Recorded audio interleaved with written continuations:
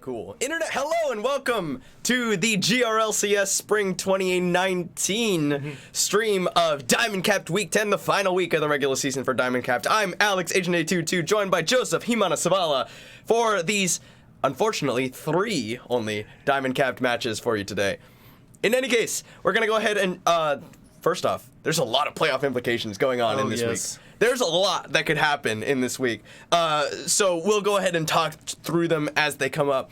The first match of the day is between Good game losers, GGL, and Team Fish Taco. So without further ado, let's go ahead and jump into it. On the blue side, it is GGL coming into this week 5-3 with Vibon in the top lane on Scion, UKPX Koala in the jungle on Nidalee, Mortally Divine in the mid lane on Annie, Yabyinda at Ezreal ADC, and Lord Care Bear its support as Galio.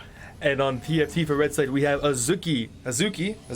Yep. On Renekton, with Heimadoodles on Sejuani, Puffles Mia on Syndra, with Hunter Messiah and Deathmoo. Hentai Messiah. Actually. Oh, I like mine better. Hentai Messiah and Alistair with Deathmoo in the bot side.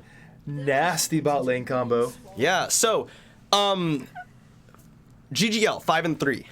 Yep, they're absolutely 5-3. Matt checks out. Team Fish Taco 4-4. If they win this one, they leapfrog over GGL. Because they had head-to-head. Yeah, because they would have the head-to-head. And then, based on that, we might see what happens based on the Thumb Snack match, which happens later today. Yeah, I mean, if that could be a huge shift. Like, GGL's been slotted since almost the beginning as one of the higher teams. They've been playing really well. Until recently, the last couple weeks, they've had a lot of issues. Let's see if this game they can kind of pull it together. They have a very bad team comp for it. They opted for Nidalee Jungle. If Nidalee Jungle does not crush your opponent by about 10 minutes, she's kind of Omega lol? Exactly. Alright, Puffles Mia gonna get caught by the full force of that decimating smash. Props to Vibon. I think he's landed like all three of those he's cast already because they keep walking up into that bush. 100% hit rate. Absolutely. Alright, Mortally Divine just coming forward on the Annie. Yeah, really good matchup for Syndra. The respect barrier, the cleanse from Mortally Divine, like Syndra outranges Annie in every possible way. Annie just farms till 6 and flashes for nit kills. Which is, I mean, that's just kind of how the lane has to go. Top side, if Vibon can survive, if Vibon can survive that first back, it's just gonna go well. Exactly. It's like GGL literally just has to survive top side until he gets 6. But the problem with that is you want an aggressive top laner to match the Renekton and split push and damage. Because what's Nidalee gonna do? Oh, going for the taunt. Good two-man taunt comes out from Lord Care Bear, so they will put down some good damage on the Deathmoo, who will smash the ground in anger. I mean, it's relatable. He's paying. It's a rough life. Alright, so there's the slice and dice as Azuki hits level 2 before Vibon and lays the hurt down. Yeah, Vibon not respecting a level 2 push at all. Oh, punch coming in, and there's the level 2 not respected once again. There's the flash forward from Deathmoo. He's gonna run away, gets the summoner heal out of Hentai Messiah, so 2 summoners burn for just the ignite from Lord Care Bear. Yeah, fantastic engage there from the Galio, getting right on top of them. As a fun fact of the day, in the Alistair Galio matchup, it's actually more Alistair favorite than not. Oh wow, Azuki forcing UKPX Koala out of his own jungle. That is not what you want to see as a Nidalee.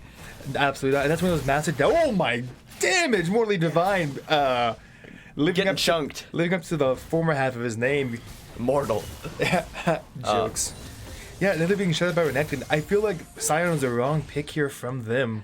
Yeah, especially it's a top laner that doesn't have priority in the matchup. And I feel like as Nidalee, you need lanes that have priority. Absolutely. You're committing for the early damage, like Snowball Comp. You need Nidalee to get these kills. And Nidalee has been double scuttle crabbed by the Sejuani. Ooh. Oh, that's not good. And Azuki, he's taking a lot of damage from Vibon, and there's the Javelin not gonna connect onto the Crocodile. Decimating Smash only gonna get the slow up, but UKPX Koala gonna get an easy kill for this one. Surely, Javelin Toss will pick up first blood. Absolutely. That was Azuki took the trade, he committed way too long and ended up eating almost 7 minions of aggro for just far too long. And they knew Nidalee was topside. She was just going jungle. Sedge on her Krugs. You have to know she's there. Good play so far. I have to imagine they thought that he backed based on how Azuki shoved him out of his own jungle. See, but that's... Oh, the Justice Punch coming in as Heimadoodles is coming in for the gank. There's a taunt. He's gonna get a headbutt pulverize off, and Yabyinda Arcane shifting back away, but they will pick up Lord Care Bear as a response. Yabyinda popped the summoner heal, but actually a little bit too late to save his support. The classic ADC life there. Make certain to heal, but way too late to actually do anything. He was trying to wait out the ignite, that way he gets the full benefit of the heal, and I don't think the heal saves him regardless. Right. Oh, Azuki slicing, dicing in, but towers, 2 damage. Vibon gets a solo kill into Azuki, but I think not through his own volition, but the Arctic is coming forward onto Mortally Divine. He's gonna get the stun off. Molten Shield will keep him safe. Yeah, good gang, good pressure. Such a stuff to do. She should really be backing right now, get some more pressure on the map. Top side, Azuki, this lane is not going at all how he wants. Giving over a free kill, losing all of that wave, literally emptying under tower. It is a rough life to be Azuki. Yeah, that's not ideal for the Scion Renekton matchup, but look at UKPX Squala. He's already here in the bottom lane. Lord Caber gonna flash for the taunt. It's an easy javelin toss on the Hentai Messiah, who's just gonna get taken down. Ah, he's burning, but UKPX Squala will jump back in with the ranged auto attack in the human form. Yep, so far Koala showing why he's such a devastating jungler. Nidalee 2-0 Nidalee at 5 minutes. So far, so good for them. Scion has a kill. So far, his game shaping pretty well. The only real issues is Ez opted for heal over teleport, which means he's not going to be able to get his Sheen and Tier at the same time. He doesn't have the gold for it, unless Klepto is just a deity, and I'm underestimating it. There's a BF Sword Kaiser coming back into this lane. Syndra with a good 15 CS up on any. The two carries are in a good spot, and with the front line of Sedge, Renek, and Ali, I don't see Nidalee getting on top of these guys in team fights. Yeah, it's going to be hard pressed for UKPX Squala to have impact once laning phase ends, but perhaps he can continue to have an impact and just be so horrendously fed. Yeah, I mean, that's true. I've seen Nidalee just tear apart teams once they get a couple kills. And if there's a Nidalee that could do it, it would be UKPX Squala. That's awfully true. Yeah, Azuki. He gets the Ruthless Predator stun onto Vibon. Vibon greedy with his decimating smash. They're holding it just a second too long. Sejuani forced to give up the spawning Scutter Crab, which is fair. That's pretty terrifying. Nidalee and he didn't have fire. Look at this. Heimerdoodles is here, and they know it's a 2v2 if they opted to go for it. But I don't think that the GGL is on the same page. Oh, here we go. They're gonna look for something, but there's a fairly large minion wave, and they won't go for it. Especially with UKPX Squala here. The Javelin Toss not gonna connect. There's the unstoppable onslaught onto Heimerdoodles, but he's fairly tanky. Decimating Smash is gonna be interrupted by the stun from Heimerdoodles, and they're just gonna back away. Decimating Smash comes down. Azuki looking for it, but he's only level 5. That's a lot of damage when he gets stunned under tower. He takes the tower shot. They're gonna go for it. They get the stun. A shutdown goes over to Azuki. Now Vibon is in a 1v2 situation, but he does a lot of damage when they interrupt the Decimating Smash with the Arctic Assault. They stun him up. Heimerdoodles just on the run, just trying to make sure he survives. He's gonna go down. One more, and will he die to the passive? No, he won't. He's gonna be able to get the Ruthless Predator stun off, and Vibon will not. Oh my goodness! I spoke too soon. It shows that even no matter what you're playing, greedy junglers are indeed greedy junglers. Gonna back off and live there just fine. Overall, though, that comes out on top on the side of TFT. Really good game from Heimerdoodles. They play the fight really well. Unfortunately, Koala ate the Caster's Curse and proceeded to burn his flash and eat a tower shot for his troubles. Yeah. Probably not ideal play from the side of GGL. TFT that should have been a 2-for-0. Absolutely, and Heimerdoodles did a great job of body blocking Vibot's ultimate, just to make certain that. Oh, hold on a second, because they've got Mortally Divine going for a dive into the bottom lane. Deathmood does finally gonna go down. Mortally Divine just has enough damage between the Ignite and the Bear being dropped. He's gonna get stunned up. Pops his own cleanse. Do they have it? Yes, they do. The Heimerdoodles picks up the kill. Hentai Messiah actually blast comes into his own death. Yabginda picks up the kill, but there's a lot of damage coming out from Pumples as he throws the orbs in. Yabginda gonna flash over the wall. Now UKPX Squall is a little bit out of reach.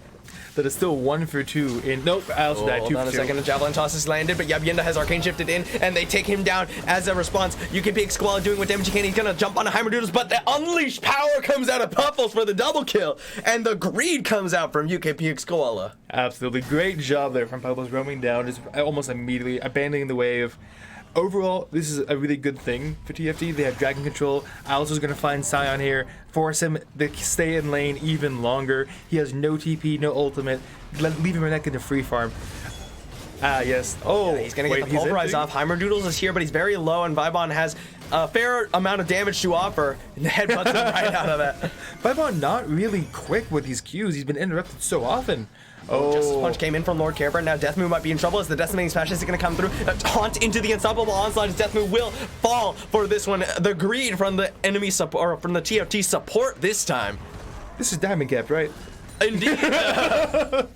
Yeah, just a lot of greed across the board. Heimerdoodle hasn't taken a back 8. He's sitting on 1,400 gold. Syndra's sitting now. Squala does a lot of damage. There's a Dark Harvest, but Azuki pops the rat. Oh my word. Diamond comes out. He just pops Koala. You gotta be careful playing a squishy jungler against these big Renekton boys. Yeah, Renekton is an absolute truckload of damage, especially with dominance. It got him that last tick of Conquer he needed to get most of his health back on top of his Fury. Oh, Mortally Divine. Just getting outranged by a mile by the Syndra. Yeah, okay, here Vibon gonna find Azuki, but again, Ruthless Predator is gonna interrupt the Decimating Smash. He does have the Slice and Dice if he wants to just get out of this one, but he's just taking it slow. Yeah, I feel like the bot side putting a lot of pressure. Alistair going in. He gets the headbutt pulverize onto Yabyinda, but the taunt comes in. Are they gonna use the Killer Instinct? Yes, they are. Yabyinda pops the stopwatch only to die immediately afterwards. I'm not sure what that was all about. Yeah, you have no summoners. Don't waste the important cooldown. And once you're in range of Alistair and you didn't buff your E correctly, you're basically dead. You lose half your health to Alistair combo, and you have the marks from Kai'Sa, which means a very dead lad. You know, Mortally Divine actually popped the summon Tibbers at some point. That was what was being thrown around by Puffles. Yeah, I mean, just to I guess exert some pressure. That he was not getting harassed so much in his own lane. True Shot Barrage going to be thrown in to thin out the minion wave a little bit. Mortally Divine just farming away. Oh, close on the stun there from Puffles Mia, who has the Unleashed Power available. And Mortally Divine has no cleanse to save him from it. At this point, with that cleanse, Mortally Divine is playing the get stunned, get popped game. That's Singer's looking for it.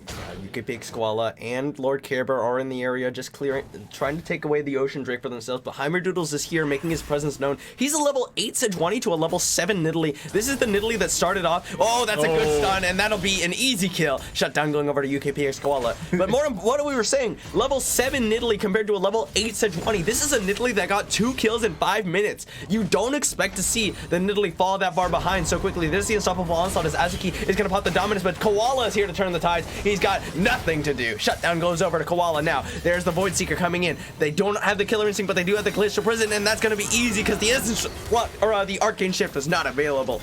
Yep, just absolutely great job. And this is kind of a lot of the examples you see have been like a lot of amateur tournaments. Like the junglers will make plays top side or bot side, and the other side will not respect it.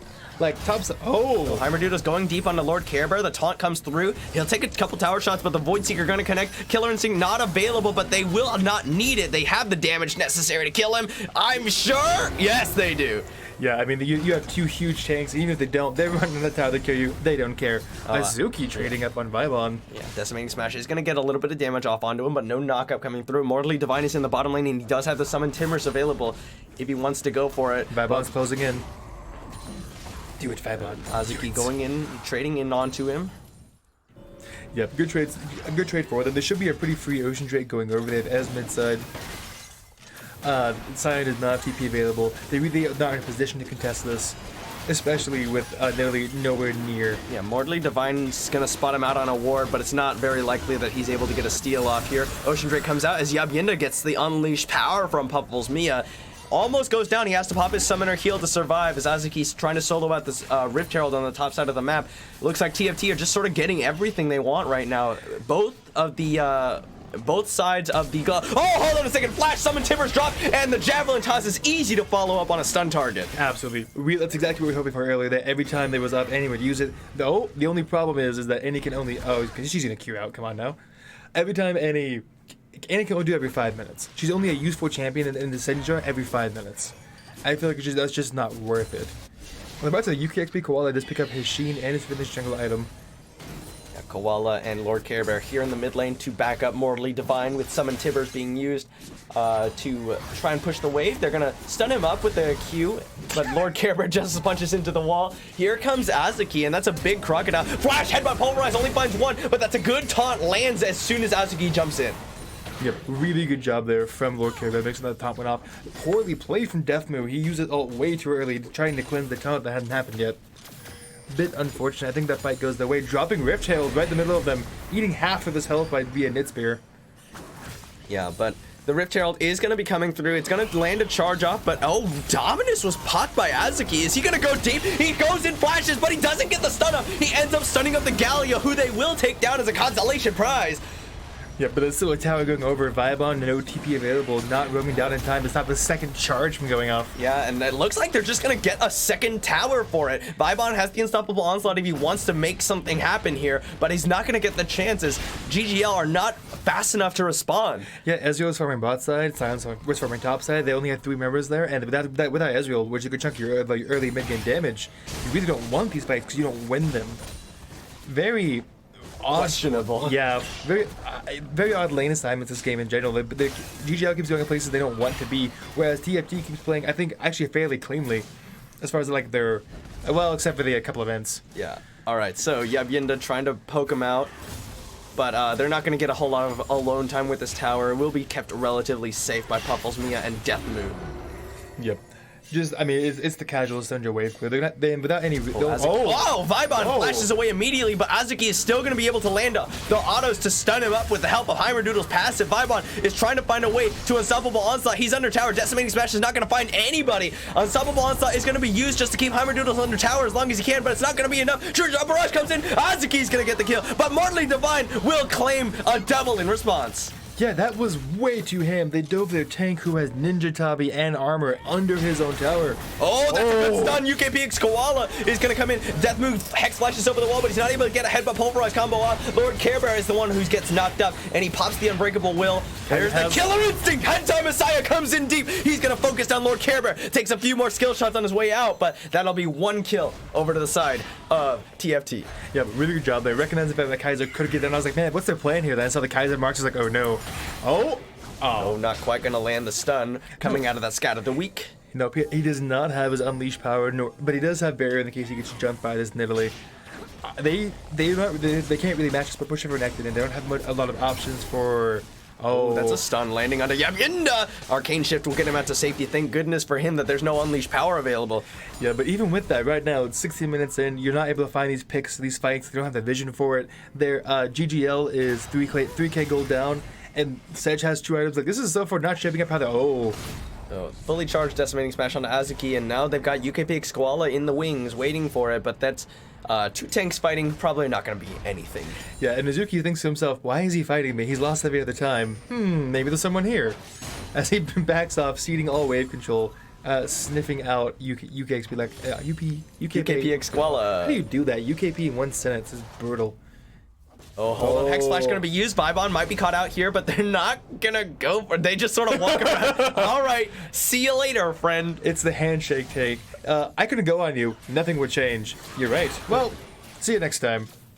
They do have Dragon Control off of that, though, with a good pink in the middle of it, claiming Scuttle Crab. No mid-priority from either side as both mages just wipe the wave. Right. Oh, Yabyinda. Oh, not quite the placement that they wanted for that Scat of the Week stun. He did have vision, so he probably knew that was coming anyway. But Mortally Divine here has his stun available, as well as the summon Tibbers. There it goes. Mortally Divine gonna get knocked up. He's taking a lot of damage. Scat of the Week, Chain ZC. Tibbers is dropped onto 2 tanks, but Death Brew is not tanky enough. Yabyinda gets the kill. Heimerdoodle slashes away to safety. Hentai Messiah trying to do what damage he can, but he gets slowed up. There's a lot of damage coming out as Azuki is doing what damage he can. He's a big, scary crocodile. Ensemble wants a good Killer Instinct with a flash taunt will mean that Hentai Messiah is shut down. Azuki wreaking havoc. Unleashed power almost takes out Yabyinda, but he's able to make it out alive. It doesn't matter. Vibon is going very low. They got the channeling Decimating Smash. He's gonna pop the stopwatch as Yabyinda Arcane shifts over and finishes off Puffles Mia.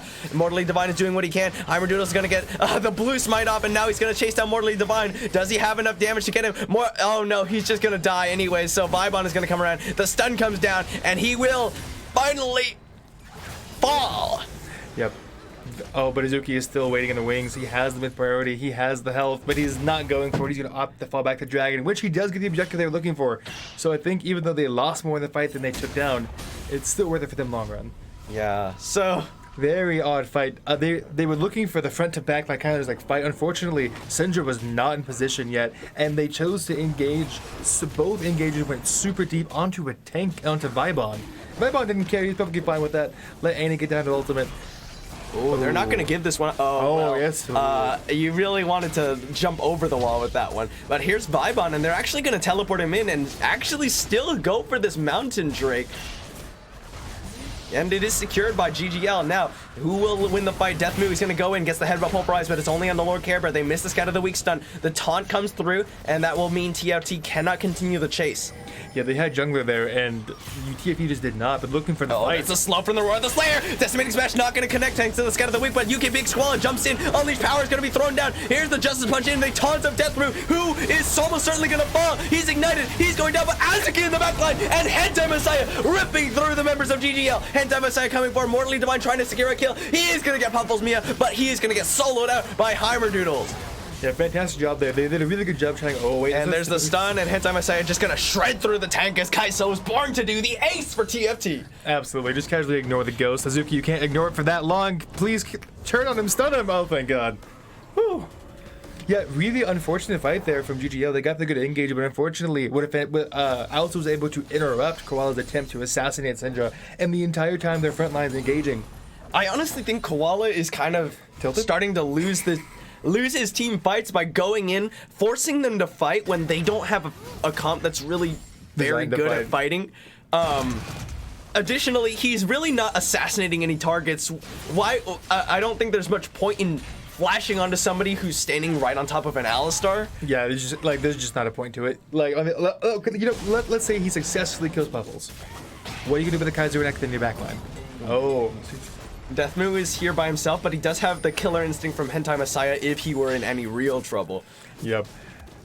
Yeah, so for Koala, just not really able to find much. He got those couple early kills, nothing really. He stole that Gromp. Gromp secured. Oh my! The Q upgrade from Kaiser is mighty powerful indeed.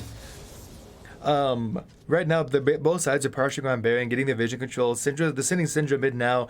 Annie chosen to match this Renekton with teleport in the bot lane. Have to question that logic there.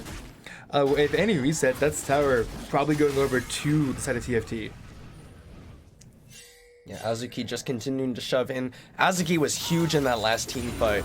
The level 2 Dominus just does a lot of damage. Just the dandruff flying around, just doing damage to everybody around him is quite a bit. I mean, he just ripped through their backline. Like, he just did not carry. And he was basically body blocking for Kaiser. They pinched them and just gone. Nothing to really do about that. Right now, GG having any match bot side means any fight they have, they are taking 5v4. Vibon might be caught here. He's going to charge up the Designating Smash, and here comes the rest of GGL. They're going to taunt up Heimerdoodles. Are they going to be able to pick out the jungler? He's very tanky. The Unstoppable Onslaught, he's going to be invested. There's Deathmoo going in with the headbutt Pulverize and get the Summoner heal to keep Heimerdoodles alive. Now Deathmoo's the target, and he's going to be the one who pays the price. Tails. But Worldly Divine caught out of position on the other side of the fight. It'll trade 1 for 1, but mid laner for support is definitely a fight that TFT won. There's the Scout of the Weak stun. It only stuns up 1, but Vibon is going to get the hero's entrance. Nako comes through, but Koala is not doing anything in this fight. Vibon will fall. Yabyinda doesn't do any damage. Yabyinda is going to get chased away, and they're going to slice and dice through him. He's going to Arcane Shift away and do his best he can, but Hentai Messiah over the wall, just ready to kill him off if he happens to walk next to him. Yeah, Koala, literally not a presence in that fight whatsoever. Now he has to go for the desperate Baron steal. Great job from Alice stalling out long enough. Heimerdoodles had the Warmog. He just waited long enough for it to come back, and now they get basically a free Baron. Well, Koala is going to try and steal this one. He does have an even... Oh, maybe not. Scout of the Weak stun going to come over, and Heimerdoodle says, "It's my turn." Stuns him up. The red buff will finish him off, and TFT are going to secure themselves a Baron. Absolutely. Yeah, so now with the Baron on TFT, 5 members of TFT with Baron live. What can they do with it? It's going to be really... GGL will be hard-pressed. They're already losing the fights, and they just lost Baron. Lord Care Baron, Mortally Divine clearing out some minions, rather, in the top side. This Rod of Ages for Mortally Divine isn't even fully stacked yet. So they are quite a bit behind the power spike that they would like to have right now. 9-3 and 9 for Hentai Messiah's Kaisa. He's just absolutely shredding through every member of GGL. Azuki with the Spear of Shojin picked up as well, so he's actually quite a presence. Level 14 to level 12 on Vibon as well.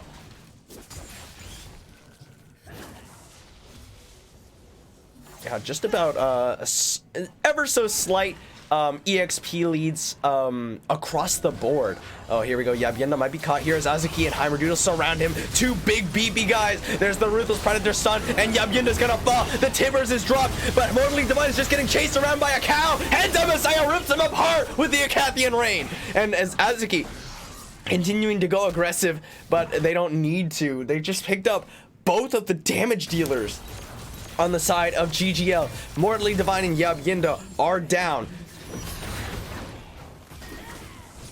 Javelin toss very meek attempt to clear out the waves as Timer Doodles goes for the Glacial Prison. UKPX Koala heals himself, hops away. Death Move taking up the tower is going to go down. Now Heimer Doodles may have overdived here. He's going to try and run away. Javelin Toss is going to connect, but they're not going to continue as Azuki and Hentai Messiah are just aggressing onto the bottom lane inhibitor. Heimer Doodles comes in, gets taunted. What is he doing? Now Azuki is coming in. Hentai Messiah comes from the backside, and Vaibon is just getting shredded. Yinda is going to be the focus, but Hentai Messiah taking a lot of tower damage. He's going to go down. A killer instinct comes out. He's not. He is able to finish up Yinda before he goes down. A little bit of a loose team fight from TFT, but Azuki, can he fight on the Mortally Divine? There's the stun, but that's all he's got. The Timbers will be enough. The shutdown goes over to Mortally Divine. Puffles Mia, the only remaining member of his team to survive that entire fight, is going to try and run for his life now as UKPX Koala and Mortally Divine are available to try and chase him down. Got Deathmoo coming to back him up, and the Ocean Drake is live. UKPX Koala clearing out the vision. Puffles Mia, though, has the unleashed power. If Nidalee were to face check into him, UKPX Koala throws the Javelin Toss in, checks the Ocean Drake. It's not being started, but not yet. But Deathmoo will be here to tank it up. And maybe? Are they trying to do it? Yes, they are. Okay, he was just going for a ward on the backside. Ocean Drake started up. It's down to about half through the efforts of Puffles Mia alone. And this will be a slow process. But now Heimer Doodles is here to make sure that it happens. The smite is available. He's not going to use it. Doesn't feel necessary. Yinda taking away his own blue buff. You don't feel it necessary to hand that off to Mortally Divine. Maybe the Ezreal makes better use of it with the reduced cooldowns on those Mystic shots. Yeah, and also it lets him keep up his upgraded Tier of the Goddess up more often. It makes sure the damage is just more consistent because it's based on a maximum mana. Right. That way he gets back more often. They also might have said like Annie doesn't really cast a lot of spells in fights. Like when she blows her initial combo, she's kind of just there to die. Yeah, I mean, if she lives, which, you know, a Rod of Ages Annie actually is fairly durable between the extra health and the resistances from Molten Shield. That's true. They definitely survive a lot longer than I had so you can you can throw Qs. I mean, whatever, right? Yeah, exactly. But I think overall it's better off on Yinda. I think that's the right call. I agree. So what are they gonna do? The Baron has expired at this point on the side of TFT. Yep. GGL has actually some excellent vision in their bot side, trying to avoid getting picked off. Unfortunately, TFT just does not care. They're running it down the top side, and Alice is looking for the Hex Flash. Oh. Just in case anyone showed their face. Hey, gotta respect it. Alright, so now Vaibon over here, Yinda in the backside just throwing out the Mystic shots, but he hasn't been doing a whole lot of damage as of yet. TFT looking to potentially go for an engage as Heimer Doodles is ready. The Scat of the Week is going to stand up. UKPX Koala! Unleash Power comes out, and there's Lord Care Bear running interference with a Justice Punch. That'll be Heimer Doodles and Puffles Mia's ultimates down. Yeah, those are some pretty big, nice ultimates you want, though. They are. I'm going to stun up Heimer Doodles as the Arctic Assault comes through. The Scat of the Week not going to connect, and Heimer Doodles will take a little bit more damage on his way out. Yeah, I'm getting Arcade Jits for it, but that was very dangerous, but never punished. Yeah, well, I mean, they don't have the Scat of the Week available. I don't think. Oh, no, yeah. Glacial Prison. Yeah. Yeah, they have not a lot of. Oh, yeah, Yinda take a lot of damage for that one. Yeah, he's just getting harassed out. Unfortunately, though, without the Baron, which is spawning very quickly, Heimer Doodles jumps over the wall, but now he's surrounded by members of GGL. He's stunned up. Deathmove follows him over with the Hex Slash. That's a two-man knockup on the tanks. Azuki goes deep with the Dominus running. Yinda's almost immediately taken down, but Lord Cameron will help him out. Hentai Messiah Killer Instincts and flashes out immediately. Someone wants onto Deathmove as the Deathwing Smash coming out. There's a big knockup coming in for the Hero's Entrance. The shutdown goes over to Yinda. Puffballs Mia flashes away. Deathmove gonna get taken down as well. Yinda just gonna get continue to chase down Puffballs Mia as Heimer Doodles throws at the Glacial Prison to help escape.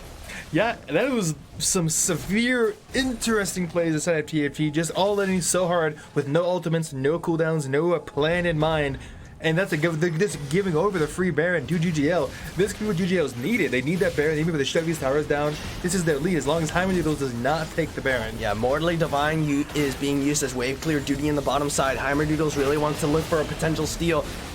But I don't know, he's going to go for it. The Justice Punch and the taunt will come through to make sure that he can't get into the pit, and it's secured by GGL. Now Heimer Doodles is in there. Puffles Mia throws at the Scout of the Week, trying to help his jungler escape, who will flash out, and he will survive.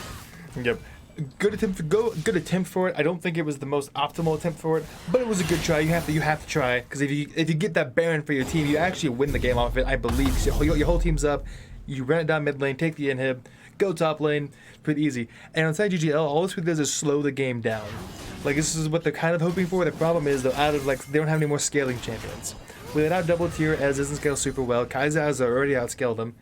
Oh, she built Wit's End. Why? Unfortunate. Healing and magic resist. 33% healing and magic resist. Magic resist is nice. Magic resist is good against Annie, right? That's true. You was better though at QSS.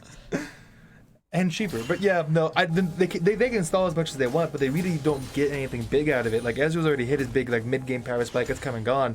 At this point, they're looking for desperation, like skirmishes, flanks, or they hope that TFT continues to throw the game their way. Yeah, and Heimerdoodles has gone full-on Hentai Messiah, it's up to you, with the Knight's Vow plus the Zeke's Convergence Sejuani. Yeah, which I like Zeke's Convergence from Sejuani. I think Knight's Vow, because he has to be... Oh, you just screwed over Alistair.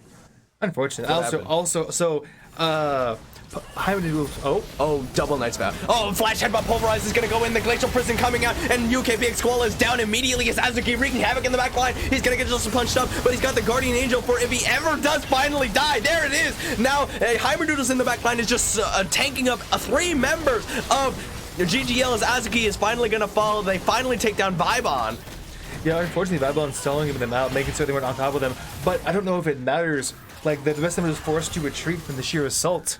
Yeah, 1 for 2 in favor of TFT, and they've still got 4 members here ready to push onto this open inhibitor. Yep, and their frontline tank is full health again, courtesy of Warmog. He just does not care. Which means that inhibitor should go down and should shut the other one. They don't have a frontline. They have Asgallia, who has 1 completed item at 30 minutes. Sorry, 2. But TFT moving down towards the bottom lane inhibitor as well. Mortally Divine's here. He's got Summon Tibber. No, he doesn't. I lied. He doesn't have Summon Tibbers. But the enemy team thought he did. They ran very, very far away very quickly. Which is smart. They're going to try to pick up this Mountain Drake on their way out as they reset back to base. But no, yes. That fight, Alistair did not have the benefits of... Javelin Toss going to connect, but that's not going to be... Oh! A little bit of like a half commit there. He's like, do I want to fight? No, I don't. Because that didn't hit anyone. The casual toss. Unfortunately, with that down, this Mountain Drake very well might not be so easy to get. Oh yeah, TFT, they're starting it up. The Javelin Toss comes through. It's secured by Hentai Messiah of all people. The Headbutt Pulverize. Are they going to punish Lord Care Bear for this one? Stun comes out. Decimating Smash is being channeled. Azuki in the back line is still, again, being a big boy Crocodile. Slice and dive back towards his team to kill Lord Care Bear and to escape. Yep, Yinda gets stunned. The Death Move is taking up the damage. Mortally Divine is doing what he can, but it's not a whole lot as Hentai Messiah just rips through him with the Cathian Rain. Buffles Mia throws down the Unleashed Power, but it's not going to be enough. He's taking down by Yab Yinda. It's a 2-4-2 across the board. And they're looking for more Yab Yinda around his poke. The poke, unfortunately, Hamdu is full health. He just is not. That is Yab Yinda just arcane shifted. Okay. Oh, okay. Nobody punished no one killed him for it. Heimerdoodles is Oh! Yes, he will be punished for it. That's a lot of damage coming out of Heimerdoodles. He arcane shifts over the wall. UKP Squall gets melted by the Acathian Rain. True Shot Barrage coming out. Yab Yinda doing what he can. He's gonna arcane shift over the wall, back into the waiting hands of Azuki, who just eats him alive. And Messiah just rips apart Vibon, and it's a triple kill for the ADC of TFT. Yab Yinda just absolutely... he was inting. He's been burning Arcane Shift so greedily this entire time. He's just thinking, they won't punish me, they won't punish me. Finally, it's actually the game-ending punish. I think they can end the game off this. They have Mortally Divine and Lord Care Bear up, that's it. For 30 seconds, you have minions in their base. If nothing else, they lost the Nexus Tower even. Wow. All right, but the inhibitor is still alive. It looks like there's fairly low health bars on the side of TFT. You don't have Puffles Mia in the area yet, so... At most, I think they get this inhibitor. That's true. They decided to escort the bot wave to guarantee the safety inhibitor to reset into Baron, which is fair. Like, there's no reason to take any insane risks. You're winning every fight. Hentai Messiah just living up to the latter half of his name. Just have great positioning in these fights. Like, he's making sure to stick by his Alistair for any form of appeal possible. Unfortunately, it looks like there's a bit of miscommunication on the side of TFT as they keep splitting up so heavily in these fights and focusing on different targets. And they basically win team fights where they don't manage to kill Kai'Sa. Like, if Kai'Sa survives, they kind of just win. She's hit her 4-idol insane late game carry champion. Yeah, Phantom Dancer, and just picked up a full Mercurial Scimitar. Casually. But, she's committed to, like, she does less damage, because she doesn't have the IE, but she's just committing to surviving. Which, hey, these long team fights, that might be all you need. And also, it's not as though we've been really feeling the lack of damage. Yeah. Weirdly enough, It's basically all damage. I also don't think Hinta Messiah has used the ward in 20 minutes, but that's neither here nor there. Oh goodness. So let's see what's going on here. The Baron spawning fairly soon. Is Yabyinda gonna be handed off or take away his own red buff? Yeah, just trying to get something. Unfortunately, they have 2 waves of supers crashing into their base and they don't answer it. Vibon has no teleport, and even if he did, I don't think he can successfully clear double super minions out of his own base. Yeah, the super minions are starting to group up in that bottom lane.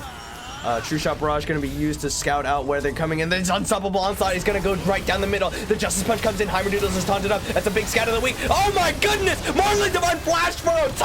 Summon Timbers, but he gets stunned immediately. Vibon is going to go down. Handai Messiah goes dominating as he rips apart the tanks. Yeah, and that's just gonna be it. That's 3 fallen. Sorry, there's only 3 left standing. Mortally Divine went for the big play and immediately just got murdered for it. With that gone, GGL might very well lose their base. Yeah, look at the Nexus Tower is basically dead. Yeah, it's super dead, and they have all the supers. And Gallery Taunt does not work on minions. They're gonna save it. They're gonna save it. They're gonna save the Nexus Tower. They are gonna save it. Unfortunately, can they save it against the 5 members of TFT coming into their base? I feel like the answer is no. I feel like we are seeing the final nails in GGL's coffin. All right, True Shot Barrage is going to come across just to break off that Arctic armor from Heimerdoodles, but does he care? He's taunted up. He's tanking the tower. The Glacial Crescent hits Yabyinda. That Scout of the Weak Stun follows immediately afterwards as Hentai Messiah is just focusing the Nexus. There's going to be a taunt coming in. Mortally Divine is just going to get Arctic Assault flashed on for the style points as TFT take down GGL. I have to say, from draft alone, this does not surprise me. Like, I feel like TFT just drafted significantly better. They play the early game win conditions better. Koala was just got fed, got those early kills, was not able to do anything in these team fights. He just literally had to sit back and wait. Yeah, for this reason, I really have never been a fan of Nidalee in the jungle. I see people who hard carry on it, Absolutely. and I think I think like, wow, power to you, but I've never been a fan of it. 11 towers to 1 on the side of TFT, and that leapfrogs them to a spot above GGL in the standings. That is absolutely mad.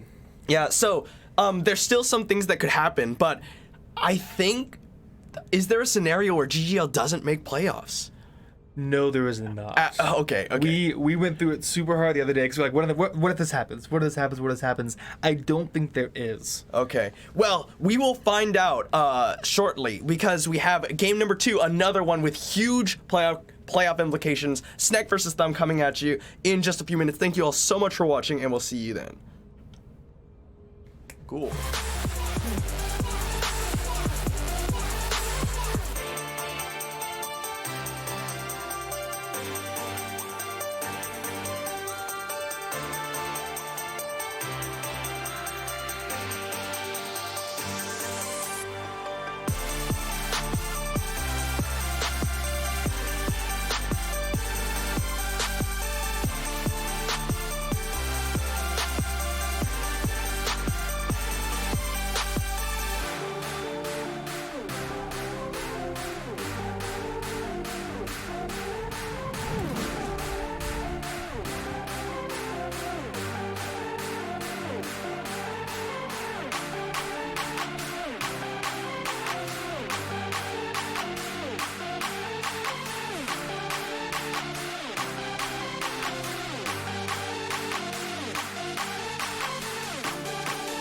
Oh shit!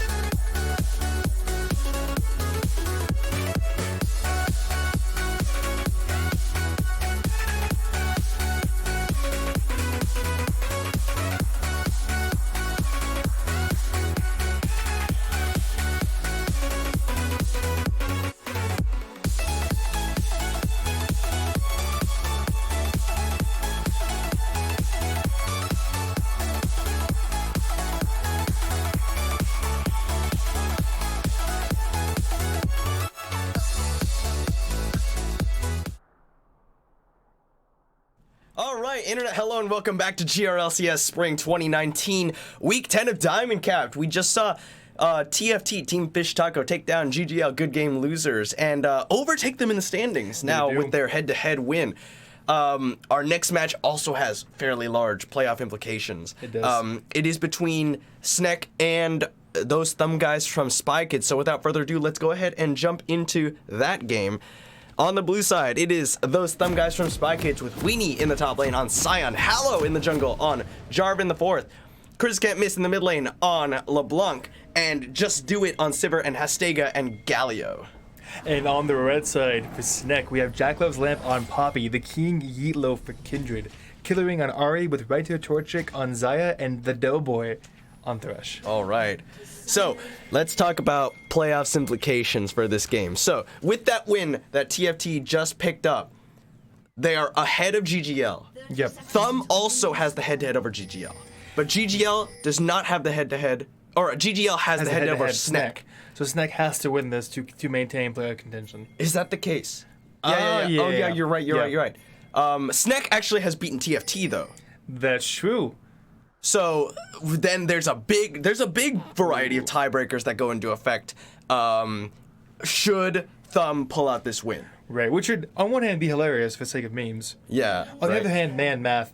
I'm torn on the So yeah, there's actually enough teams at 5 and 3 that it would be very convoluted, and we wouldn't be able to figure it out right now. Yeah, I need my backup charts and graphs as needed, just to make absolute certain that nothing horrible happens. But on the other hand, though, Snek winning here means that Thumb is eliminated from playoffs contention. That's true. Thumb has to win this for any form of help whatsoever. And with the team comp they drafted, I think they can do it. Yeah. That is Sion, Jarvan, LeBlanc, Sivir, Galio. Yeah. So I actually don't like the LeBlanc pick. Truth be told, I feel like LeBlanc is a much better You want a lot more early pressure than that. Like she'll like to do well into the Ari, but I feel like with the team comp you drafted like a run at them comp with like a bunch of AOE, and I feel like LeBlanc doesn't bring that. Charm lands right onto a minion, but Chris Can't Miss, still only level 1, really can't punish him. Yeah. Killering making good use of that level advantage. Yep, and Killering also has Corrupting Potion, which means every auto attack he dishes out deals a little bit of extra damage. BB Doughboy coming around here. He is about to hit level 2, so he's coming forward aggressively. As Weenie with the level 2 is also gonna aggress onto Jack Love's Lamp. But Decimating Smash is gonna come around. And Jack Love's Lamp hits that level 2. Death Sentence is gonna connect onto Hastega. Not gonna go for too much here, not overcommit, but that Blade Calling will put down a lot of damage on Hastega. Absolutely. Yeah, it's really hard to commit for the all-in whenever you know J4 started bot side. And a very common gank route is the gank bot level 2. On the upside though, with Jack Love's Lamp and getting a chunk from Decimating Smash. Eventually here they're doing well into Weenie. But yeah, how does this matchup go? So basically, Weenie was shoving Poppy for a while. Once Poppy hits like level 4 or 5 and has all 3 abilities available to her and gets like even a little bit of an item, he'll start chunking down the enemy tank with the percent health from the Q. But Sion should have early shove into her by almost every definition of the word. Killering though is Killering deadly is low on mana. Low on mana, but they've got King Yeetluff in the area. So is J4. Hollow is also there to back up his mid laner, which means that Kindred successfully secured her mark. Hits a minion. The classic.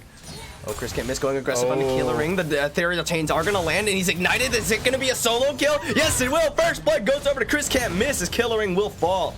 Yeah, unfortunately, that matchup, like, once you blow your charm, you are a sitting duck before level 6 in LeBlanc. Really good job from Chris Can't Miss there. Maybe LeBlanc was the pick here to abuse Killering. It connects onto Just Do It. They play him backwards. The spell shield is going to be used. There's the taunt on the 2 members. BB Doughboy flashes forward, gets the Dark Passage, pulls in Raito Torchic, who forces the flash out of Just Do It. Now they play back Hastega. Destin is going to be coming off a cooldown fairly soon. Who's he going to go for? They're not going to go too deep on this one. BB Doughboy going to land another one. Raito Torchic pulls the blades back in, and it will be a kill. BB Doughboy he is going to die to Just Do It. Raito Torchic not able to threaten far enough, and the boomerang blade comes back. Hook after hook landed. Fantastic relay from PP Doughboy, recognizing Hastega tried to juke back into him, which is actually hilarious because Hastega was out of range. If Astega keeps walking, he cannot be hooked by Thresh by virtue of just being too far away. Very good for the side of Snek, very bad for the side of those thumb guys. Those thumb guys who have those kinds of names, the Fiends. All right, Rito torching. Oh, that blade collar rips through Just Do It. Roots him in place, but not enough damage to really secure a kill. And now Jekyll's Lamp starting to push back against Weenie. Yeah, a bit of a reverse as she'll be probably finally getting her abilities and a bit of a shield to survive the harass back onto her. Mm-hmm. On the Kindred opting for a Red Smite Conqueror, which is interesting enough.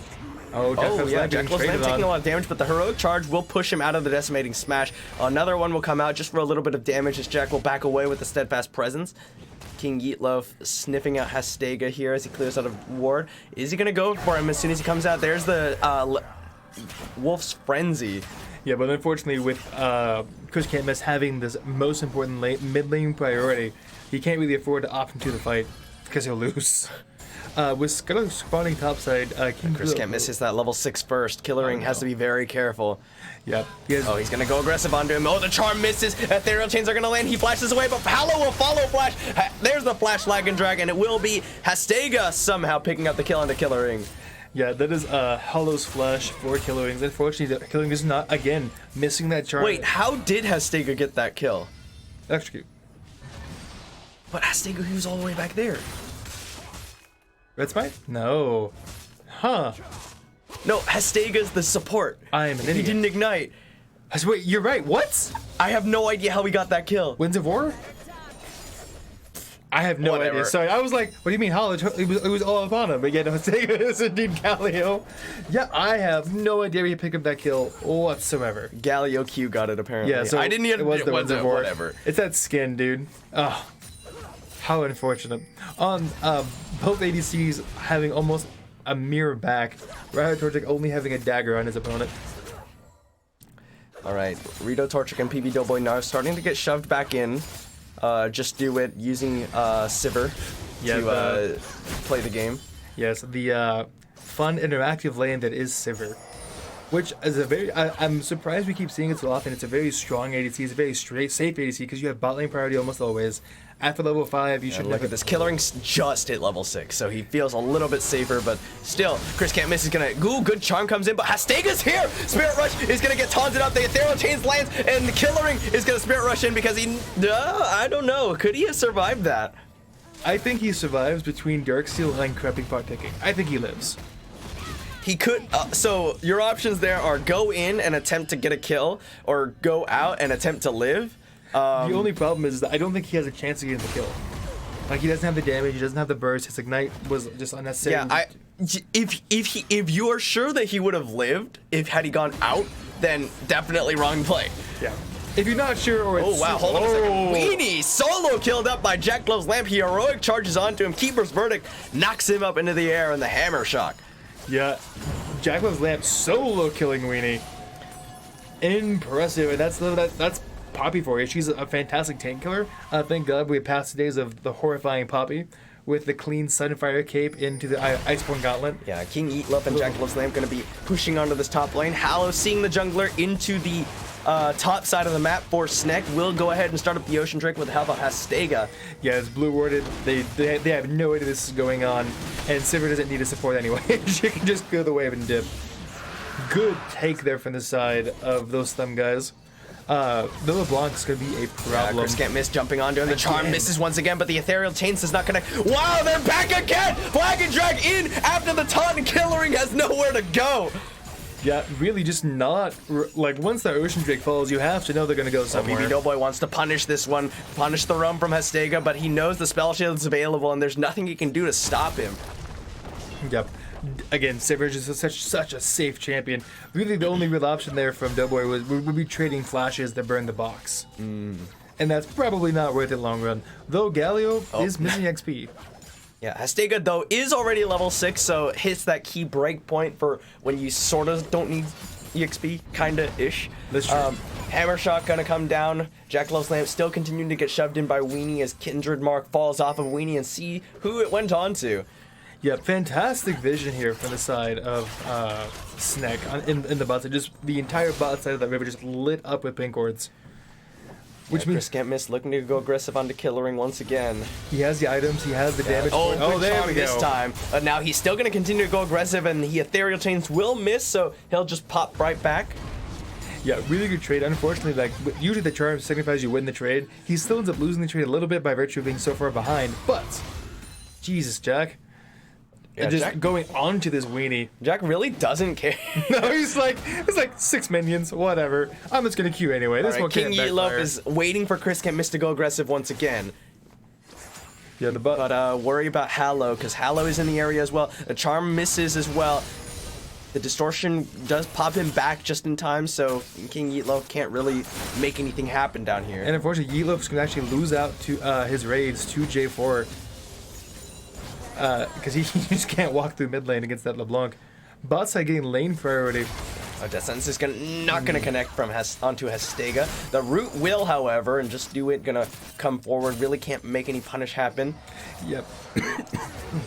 Oh, wow, flash flame box! PB Nova goes deep. Death Sentence pulls in Hastega, but the taunts already been used. The Justice Punch comes out. Reno Torture pops the Feather Storm, pulls the feathers back, and rips Hastega a new one. Just do it. Flashes forward. The heal gives PB Nova the movement speed he needs to get out of there. And that'll be a quick 2v2 outplay for the bottom lane of Snek. And here we go, Just Do It is here, but King Yeetlop cannot go aggressive because Chris can't miss is here. Lancer Smite is not going to be used. The Ethereal Chance hits a minion. The Death Sentence will dissuade the chase. King Killering coming in. He's going to do what damage he can onto Just Do It, and Just Do It will fall. BB Nova gets the kill. A charm lands onto Chris can't miss. He's going to try and distort over the wall. Can they get onto it before he gets over? No, he can't, but Killering will follow with the flash, and so will Yeetlop. Lancer Smite going to be thrown down, but Hastega comes in with the hero's entrance. Can he make it out of there? He will. He just looked at it was, oh, wait, no. Yeetlop is chasing. He's giving the chase. There's no one who can help him. All he gives. All right, so they're not going to keep the chase up. Yeetlop will take the lantern out with the help of PB Doughboy, and they'll pick up a lot of kills in favor of Snek off of that. Yep, really good job from them all in all. Like they bot lane successfully 2v2'd. King Yeetlop came down, Killering came down. A lot of stuff was used to kill Chris can't miss there, but the shutdown going over might very well be worth it. Top side, neither top lane having TP available for that fight, so nothing to really do there as the fight continues in Poppy's favor. Yeah, just a little bit of a... Well, I mean, it all started with the 2v2 outplay, right? Absolutely. And this is what we've come to expect from the Snek bottom lane. They're just sort of winning all the time in lane. Rito Torchic and PB Doughboy just outmaneuver Just Do It and Hastega. Just Do It, he's like, all right, I got Chris can't miss on the way up here. We can totally fight this one. King, hold on a second, as Jack Love's Lamp is going to be the target, but Weenie cannot finish the job. But Chris can't miss, Mike. Yeah, just absolutely showing his namesake, land the distortion on the 20 HP Poppy and just blowing him to bits, securing the kill. Though it's gonna lose him at least one. Rito Torchic gonna get the Dark Passage out, but here's the just but good play comes out from onto Hastega, but he's gonna get the taunt on. PB Doughboy is almost certainly dead. The feathers come through. He rips him apart with Blade Collar. Hallow! Cataclysms! What was he doing? Rito Torchic now going aggressive 1v2, a double kill! Rito Torchic in a 2v3 takes down 2. That was interesting. Really good job there from Doughboy trying to get Rito Torchic out. Unfortunately, just not far enough. And Zaya losing vision there in that bush. Unable to continue the attack. Whoa! There's the jump onto Chris Can't Miss. Oh, that's a beautiful block on the Steadfast Presence, and Yeetlop picks up Chris Can't Miss. And there is 3 tower plates going over to the side of the red team, but I just don't think it matters. Mid picked up 1, mid came down to pick up a 3 or 4 more. That should be first tower going over to Snek. Great.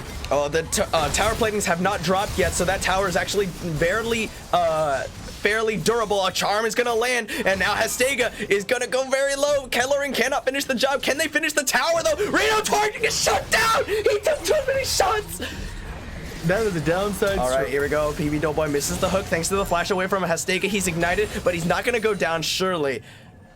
Yeah, really very interesting play there from the side of Rito Torchic, just casually eating tower shots. That is Rift Hail going over to the side of Snek. Oh wait, I am blind as a bat. Just kidding. It is going into the hands of Snek. It's going down the mid lane, in fact. Yeah, but they already got tower first blood in that bottom lane, That's true. so not too much lost for wear, you know. Yeah, I mean, all in all, that's good. Yeah, you have the mid tower down, gives you that tower gold back, makes certain that it opens it up for the dragon coming up and get invaded into them. And that's what LeBlanc needs. That's what she has to have going into these games. That vision, the ability to pop somebody. Though, I'm not sure who you're going to pop, truth be told. Not the Poppy. Not the ultimate Kindred. Yeah, a lot has been invested into Chris Can't Miss. Hallow and Hastega just gunning it for that mid lane over and over and over again. Yeah, but I think they invested so much, it ended up costing them too much in the lanes, and LeBlanc just won't. I don't think they'll be able to get onto them. And hold on a second, because Jackalofe's Lamp is certainly dead here. Ethereal Chain's gonna come out. Keeper's Verdict is gonna knock away only the jungler, and he is going to slowly but surely burn. Weenie picks up the kill. Still doing half of Chris Can't Miss's health on his way out, taking his Ignite, but by doing that, Hollow freely gives up the dragon over to Snack. Again, so many resources burned for one member, I just don't think it's worth it. Alright, Chris Can't Miss looking for a target. Someone he can blow up. Unfortunately, though, PB Darboy is also looking for a target. Both sides warded, both sides know the other is there. Both sides don't know that's warded, which is hilarious. Alright, coming in with the flag and drag here. Rito Torchic gonna use the Feather Storm, flashes away, looking for the feathers. Oh, but the Justice Punch gonna come through. He taunts and he's gonna go down. King Eatloaf cannot get the Laser Spike down fast enough. Killering is gonna go in. There's the Unstoppable Onslaught from Weenie right down the center. And the flash flag and drag catches on the King Eatloaf, who has no Laser Spike, but they will trade Hallow for their jungler. Chris Can't Miss coming forward, misses the Ethereal Chains. The Death Sentence gonna force him to distort back. Yep, really good fight there. Recognizing that they're out of position, ulting immediately around Torchic, forcing both of his summons. Unfortunately, Torchic is a little bit too greedy, not taking the Lantern as quickly as he could have, and then capitalized on by Hastega. Yeah.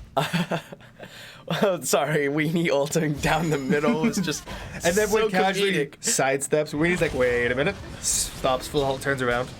Oh my goodness. But yeah, exactly. Flag and drag, PB Doughboy, he had a ward in there, but obviously disabled by the control ward, means that Hallow gets the flag and drag through the bottom lane of Sneck. Rito Torchic has to flash out after the Feather Storm because of the Cataclysm. Right, and unfortunately that well-timed Thresh Lantern just not paying off, but it doesn't matter because Red Torchic still has half an item on this server. And when you're playing Crit Champions, that half item matters a lot. Yep.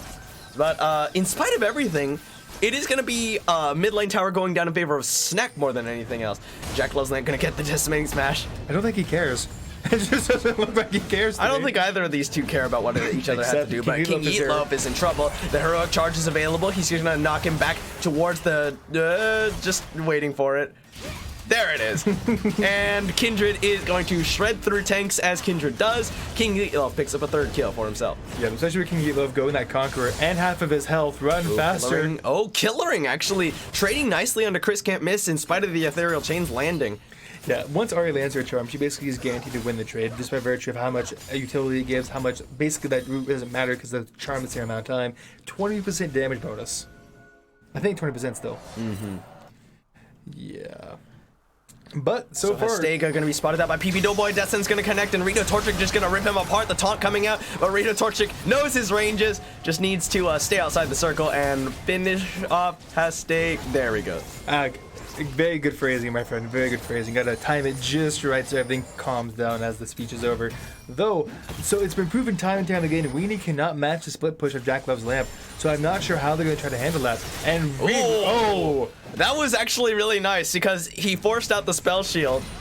If that death sentence had been landing, then it would have landed through the spell shield. And by the same note, that was really good. It was still a good spell shield because he'd been rooted otherwise. Mm-hmm. All right, Hallow gonna go in onto PB Doughboy, who gets blue smited. He's surrounded, and here's he's gonna take Just Do It out. Rito Torchic is ripping him apart as King Eatloaf comes to back him up. There's no Laser Smite available for PB Doughboy, apparently. Supports that matter. King Eatloaf is gonna drop it for himself. There it is. And now Chris Can't Miss rooted up. Rito Torchic gets onto him. The Decimating Smash. That's a beautiful steadfast presence. Will stop him away, but Rito Torchic is still dead. King Eatloaf is now trying to run away. A good charm will keep Hastega from doing any more damage, and he'll go down. King Eatloaf with a killing spree. A redemption comes down. Just Do It is ignited. He's gonna get the Orbital Deception. Killering down. Spirit Rush into the tower. The Heroic Charge is gonna interrupt Weenie's Decimating Smash. Jackalofe's Lamp going very low, but King Eatloaf can't go under tower onto Weenie. But Weenie might have overstayed his welcome. Mounting Dread. One more. Red Smite burns him down. Fantastic team fight there overall. Started off with PB Doorboy in dire straits, turning it around, finding the hook over the wall. Unfortunately, not on the same page. Is a fantastic hook ends up him dead, eating tower shot after tower shot. And then the rest of members kind of cleaned up. Unfortunately, I think if either side at any point backs off a little bit sooner, it goes well for that side. Once they blow up J4, they back out. Oh no! Flag and Drag coming in, but Hallow doesn't want to go aggressive. Jack Love's Lamp is a tanky boy. Absolutely, and Hallow had nothing. Walk up and out of him, he just blew Flag Drag. He didn't have the Cataclysm. It was terrifying though. I'm sure in comms, Jack was screaming profusely. But with Dragon coming up as well as Baron, Vision is still very. Hidega trying to get some of his vision by this big objective. Oh. All right, Infernal Drake is live on the map right now. Both of these teams only have an Ocean Drake, and Infernal would be a huge boon to either of them. Agreed. Oh, nice. Oh, good word choice. Yeah, and with Snack posturing aggressively for it, they don't have mid lane priority on the side. They're just starting it up. Wow, they don't care. Here, quick hit miss. Secured by Rito or by King Eatlove. The unstoppable onslaught comes out, and King Eatlove is immediately shut down. There's a good steadfast presence by Jack Love's Land to stop the Justice Punch as well as the Flag and Drag. Death Sent's gonna connect, but Rito Torchic is being preoccupied by the tanks. But that's a good Featherstorm. Roots up. Buini, the Death Sent's gonna connect as well. It's a 2-for-1 so far. 1-for-1 so far. But here's the Death Sent's available. Is gonna connect on the Just Do It. A charm. Interrupts the decimating smash. PB Doughboy will die on the backside to Chris Can't Miss, who's now gonna fight on the Rito Torchic, but the auto attacks will come through. Keeper's Verdict keeps away the Scion Ghost. Yeah, and that is going 4-2 in favor of Snack. Chris Can't Miss doing what he can. Unfortunately, he blew his distortion trying to steal our dragon for some reason. Unfortunately, he's not allowed to do about it. The only we got on the backline is gone. Killerwing not having Spirit Rush to be able to hunt him down, opts to blow his flash, forcing Chris to return to get mowed down by Baron Torchic. That should be Baron or Tower going over to Snack off of that. Oh my goodness. And look, a mark. How convenient, as they say. Poppy casually starting up the Baron. I mean, Jack doesn't care about any damage in this game at this point. That's true. So far, he has not cared a single time. King Eatlove here. They're going to shred through his Baron fairly quickly between the two ADCs, but here's Hallow, and here's Azteca Charm going to come through. It's stolen! Hallow got the Baron! That's a big knockup as King Eatlove is now in no man's land. Landros might throw down. Jack Love's Land gets into the circle, but Rito Torchic is untouched in the fight. Rito Torchic on a rampage. Azteca burns down. Weenie, unstoppable onslaught's not going to matter. He flashes over the wall. Chris Can't Miss, distorts in, but not able to finish off Jack. Rito Torchic rooted in place. It's a 1-for-2 in favor of Snack, but they lost the Baron. Yep. I mean, it's some of that GSM curse, right? It's like once you're on GSM, you just do PB Doughboy wants Chris Can't Miss really badly. Death Sent's not going to go catch on to him thanks to a good sidestep from Chris Can't Miss. Yep, and they're looking to take that mid lane tower, but I don't know if they can. Not with Doughboy so low, and Chris Can't Miss so strong at the 5-4 item and a half. Oh! I thought that landed. I was betrayed. One tower going over. That Baron is a huge problem, though. Let's stall the game a little bit. Let's Sarah catch up the item to the Xayah. This is everything they needed. Really good job there from Hollow. How many marks does Yeatlove have right now? Yeatlove has 4. Oh, he didn't actually get one from that Baron, but he is a real champion right now. I would say that with the changes, like, he doesn't actually need the marks as much. 4 makes him a champion and a half. Is where my stance is on that. Like, I would say pre these last changes, that's pretty accurate. But with the changes, it makes him that much just stronger. Okay.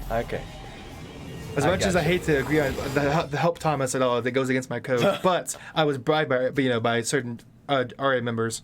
Though that is a 3.5 item Xayah 10, 3, and 6. So far, they have not been able to pop Rito Torchic, and that is basically the win condition in these fights. I mean, when you burn a lot to get to Rito Torchic just because of the Featherstorm, and sure, you can probably kill him, but it takes a lot of resources to kill him through Featherstorm. And then you still got the secondary carry coming out of King Eatlove, 2 marksmen, and one of which, that's a beautiful charm from Killering. Chris Can't Miss is so greedy. That was a very interesting strike. Oh, there's the heroic charge. It's gonna knock Weenie into the wall. Death Sense will keep him away, and Jack Love's Land denies him the Scuttle Crab. Another charm lands, and Rito Torchic goes unstoppable.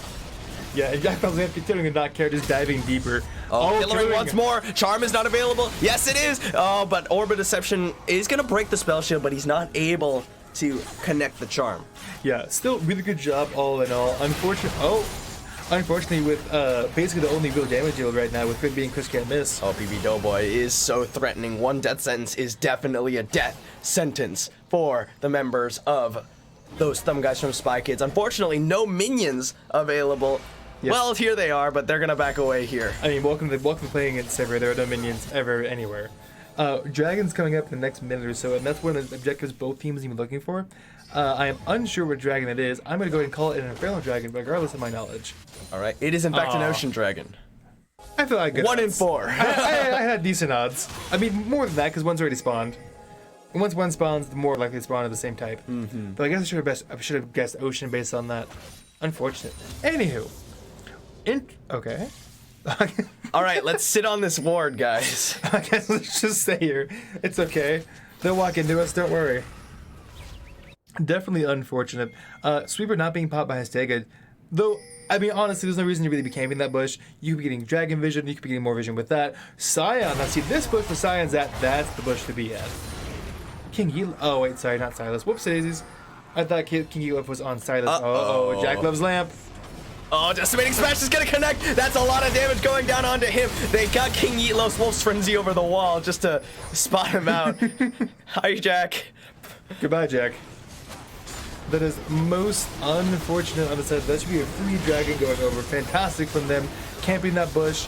Just using Jack's Killering Leonard's arm onto Hallow, and King Yeetlof will just shred him apart. He's gonna throw the Cataclysm down, and Killering will get the first kill of the fight. Weenie gets the Unstoppable Onslaught onto Rito Torchic into the knockup from Hastega. Rito Torchic feathers towards the wrong direction, but he flashes behind him. But the feathers will not come back fast enough. A shutdown goes over. Death Sentence lands onto Hastega. Killering now gonna focus onto him, but Chris Camus gets in the back line. King Yeetlof is here. He's trying to auto onto the clone. That's not the right one. BB Doughboy will burn down from the red buff. King Yeetlof doing a lot of damage, but he cannot continue this fight.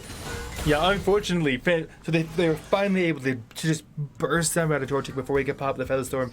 And unfortunately, Featherstorm in the wrong way forces his flash and does not secure the damage, which means that they got the dragon. They won't get much else off of it. They have no waves pushing, but they will get some more pressure on the map and some more gold onto this now 7-4 Sivir. Holy cow.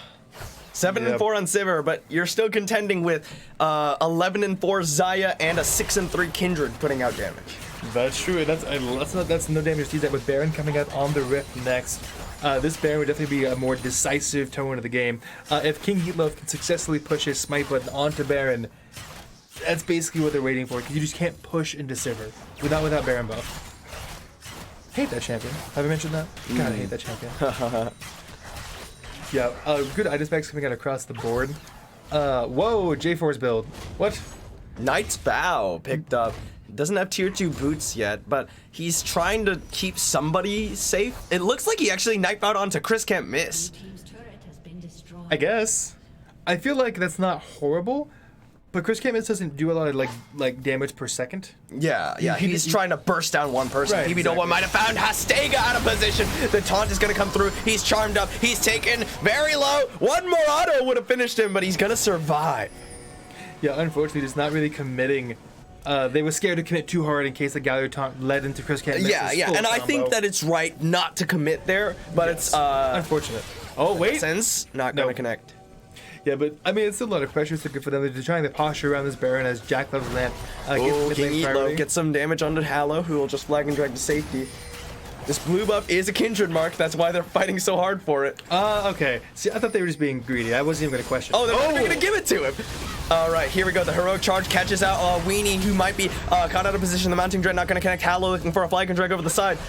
But that is Weenie chunked. Weenie no flash. They just chunked out. Oh no, they face checked into him. Charm not gonna connect, but the Death Sentence will find Hastega. He already got out once. Jack loves Lamp. Oh my goodness, that steadfast presence stopped every engage possible. But Hallow will get him back. There's the hero's entrance coming in. The Lambsdorff Spike keeps all the members of Sneck nice and safe. A decimating smash onto 5, but it will not matter. Weenie gets taken down. The shutdown goes over as Just Do It will fall. And Weenie, the last one to go down, will be the ace for Sneck. Yep, fantastic team right there. That was the absolute best use of Lambda Spike we've seen in a while. It got all 5 members. It kept them alive as they burned down this big beefy Scion with 30 seconds on the next relevant damage threat. They might look to end the game or at least take an inhibitor here. Okay, so what was actually amazing in that fight was Jack Love's Lamp walked up and stood there and pressed W, and LeBlanc can't do damage, Jarvan can't do damage, Galio can't use Justice Punch. Sure, he didn't actually block anything, but he blocked the threat of it. So all of the members of Snek are just like, all right, let's kill them all. That's true. I mean, by setting that W down, it definitely means that he's stalled out long enough that when Weenie went so deep, he's just getting burned. He's getting burned down for it. Like there's no backup for it. Letting his team position around him. Fantastic job there from Jack Love's Lamp. Honestly, S tier top laner. Tier list, please. Yeah, and the inhibitor will go down in favor of Snek. They don't push for the end of the game. I think maybe that would have been a little greedy. It would have been definitely been a little bit greedy. But the only issue is they all reset up the map, and now not TFT. Whoops! Those thumb guys and Spy Kids smell blood in the water. They need this Baron. They need this dragon coming. They need this game. This is this is the game that will earn them a potential spot in playoffs. I mean, they have to. It's the only way they make playoffs. If they do not win this, there was no miracle solution where they make it in anyway. They have to win this game for them. It's a huge game. Descend's not gonna find a target. He was just fishing. No vision in that brush for Snek. Yeah, sometimes you have to go for the desperation hooks. Though right now, those them guys getting mid priority, meaning that soon enough, Snek will have to fall back or lose their tower for free. Okay, here we go. Snek, they have full vision control of this area. Oh, but that Scryer's Orb coming out. Hasteka gonna slowed up by the Mounting Dread. He's gonna take a big chunk of damage for that. And here comes Jack. He's looking for a target. Chris can't miss, only level 15. He's trying to get onto him and then throw up the W so he can't distort to safety. Ethereal Tains are gonna connect, but he's not gonna get them finished off. And now look at this. They're members of those thumb guys from Psykids are split. Yep, they're split on the wrong side of the map, and now Snek is picking the Baron they wanted. They just need to go to it and try to take it. This is going to have to result in a front-to-back fight that's going to decide the game. Okay, the members of Snek already onto the Baron. They're taking it down very quickly. Can Hallow pull off the miracle once again? Keeper's Verdict knocks away the big tanky boy! Jack Love's Lamp stands there once again. Hallow can't get in. And here, Weenie comes back in with the unstoppable onslaught, only to be shredded down by Rito Torchic and his tanky friends. Yep.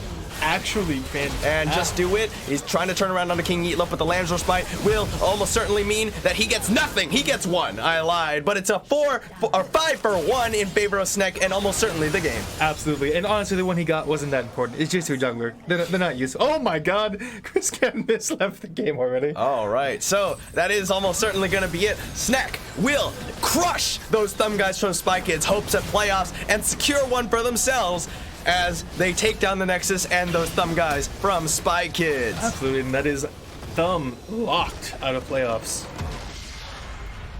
Not only that, but I think that secures Snek a spot in playoffs. It absolutely gives him a spot. I think this next game matters where in playoffs they are put. It doesn't matter for Snek. Well, not for Snek. So what this victory means is that Snek is guaranteed the number 4 seed. They're guaranteed the number 4 seed. Absolutely. Because they're a game above GGL, right, and they have the head-to-head. Actually, they're a game above both of the other teams. Right. So they are number 4. That actually means that GGL makes it into playoffs as number 6. And that is not what any of us would have expected from the start of this season. No, they were slated by most people to be at least like number 1, 2, and 3 in some rare cases. But unfortunately, just playing so differently from how they started off the game really led to their decline. Unless it's an elaborate ruse to get them into playoffs and then crush them. All right. So what? Okay. So exactly, this is what this means. Return of the Middle Sticks with their victory this week by forfeit. Right. Guaranteed the number 1 seed. Snek guaranteed the number 4 seed, and then TFT 5, GGL 6. This next match between Unlucky Retribution and Iron 5 is the one that matters because the winner gets the auto bye into semifinals. That's true. The loser has to play up against GGL in the quarterfinals. Which, if they're playing as they are, is not as big of a threat as it used to be. But if they can shape up and get back into the game, that could be the end of whatever team loses the next game. All right, so but we'll get into the game of the week in just a few moments, but thank you all so much for watching. You won't want to miss this one. We'll see you in just a few minutes.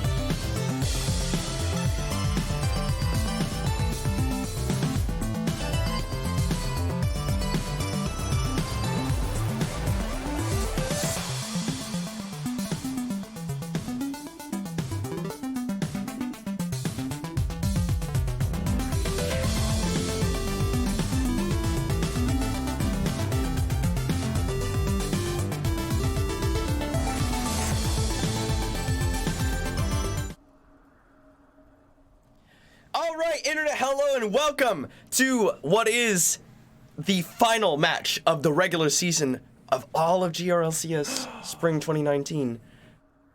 And, of course, the last one of Diamond Cap, which is between Unlucky Retribution and the Iron 5. We're about to get into it. Match of the week between these two teams. This has huge playoffs implications. Let's go ahead and jump into the game. On the blue side, it is Unlucky Retribution with Sacred Strike in the top lane on Karma, Excessive Menace in the jungle on Lee Sin, DCDK in the mid lane on Ari, Tien Sama at Ezreal, and Curb Stomp on Sona.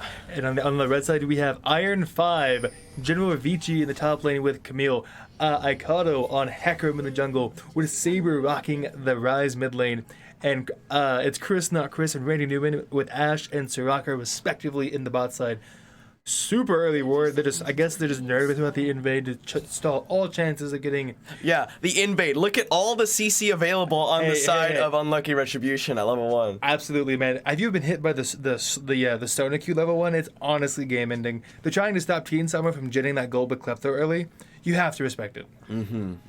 So, what this match means.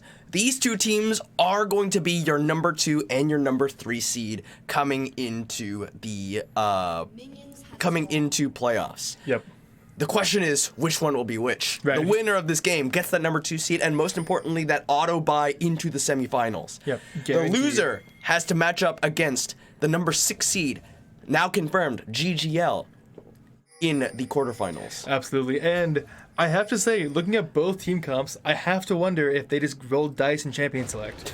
Because I feel like there's a lot of weird, like, synergistic or anti-synergistic picks on both sides of the team. Okay, such as? Alright, so on blue side, for example, you basically pick 3 supports with Ezreal and Ahri. You're super mobile, you're going to have shields and heals. You're going to be really, really hard to kill. I feel like your damage is also going to suffer for it, though. Sona will hurt, but she will not be farming, so she would not be doing what we've seen her be doing recently. Sona Taric lanes. Yeah, exactly. Sona, Ezreal himself is not a hyper carry, and he doesn't have the same lane damage he used to. Jino and Vici getting chunked. Yeah, those level 1 Qs, they hurt from Sacred Strike's karma. They absolutely hurt, and it's a classic, range versus melee matchup. It's going to be bad for them. And then on the side of Iron 5, you have Jino, Vici, and Mikado who want to dive them so hard. Saber wants to play front to back and kind of around the sides. You picked Soraka, Ashe with almost no peel. Yeah, no one who wants to just stand there and tank for you. Both of these, bruisery champions want to dive the back line. Exactly. They don't want to stand there for you. So yeah, I understand what you're saying about the Iron 5. However, I don't know. I think lots of shields could be really cool on the side of Unlucky Retribution. It does depend a lot on how well Tien Sama is able to maneuver these team fights and continue to output damage, because he is the primary damage dealer for the side of Unlucky Retribution. As he is the case oftentimes for Unlucky Retribution. Tien Sama is kind of the star of the show. Right, it's Tien Sama than 4 other warm bodies. So basically, if Tien Sama can maintain what he's been doing and keeping his ability to basically Holy cow, just not letting up on those auto attacks. That's exactly you playing that matchup, and so many top players don't punish that. Sacred Strike doing a really good job just punishing Jino Vici every single chance he gets. Level 3 hit by both of these bottom lanes here. Junglers have not really made their presence known just yet. Yeah, and then fortunately, with Jino Vici so low, I smell a dive. Yeah, Aikado actually has not taken his red buff yet. I don't know if Excessive Menace really has spotted that out yet and realized that that red buff is there for the taking. Because I think early on, the Lee Sin is gonna win the 1v1 against the Hecarim. I feel like it's accurate. Like, Lee Sin's dueling power early is pretty nutty. Yeah, but Aikado calling for assistance, he realizes that he is gonna lose that matchup. But Excessive Menace already out of there. General Vici missing the hook shot, and Sacred Strike gonna root him in place, throw another Q at him. Is no minions too close. Yeah, but just landing auto after auto with that corrupting potion taking is just going to hurt so much. And I have to bring it up. Aikado opted to bring Ignite. He is going to hit like a truck. No ghost as and speaking of which, he's coming in for that early gank. There's the hook shot onto Sacred Strike, and Sacred Strike flashes away. General Vici will flash onto him and pick up first blood with the precision protocol. Absolutely. Which, in the range, Lee Sin's bot side hoping to do something very similar. Comes Excessive Menace. Curb Stomp is here. He's looking for an auto attack for the slow. There's the slow from it. He gets the Sonic Wave onto him. He actually flashes into the slow, coming out of the Tempest Triple from Excessive Menace. Yeah, very... I mean, it's a good flash. It's respectful. Keeps him back in there. Unfortunately... Hook shot coming out. He's going to land on a Sacred Strike, but General Vici is out of cooldowns, and that's a Mantra Q coming out. Sacred Strike going to start to chase him down. He actually wants this one. He's going to chase him. He's got the movement speed. He's got the kill. Yeah, really greedy there says General Vici. He's half health, all ins, no flash. Takes on this Karma, who's just notorious for running people down in long lanes. Losing the kill, losing that wave, just puts Sacred Strike so ahead. Well, he is going to teleport back. That might be a mistake. All right, so he's going to go in. Sacred Strike does have a level 6. He's going to hook shot onto him. Sacred Strike hits the shield, and there's Aikado to make it happen again. I mean, hey man, 2v1 is pretty easy to pick up, especially with how much damage both people here are bringing. Lee Sin once again bot side. Here we go. Flash forward for the slow once again. The Sonic Wave only going to collect onto a minion. He's looking for the slow from the Tempest. Now it's Chris, not Chris, and Rainy Newman turning it back around. Here's Tien Sama just pushing the wave.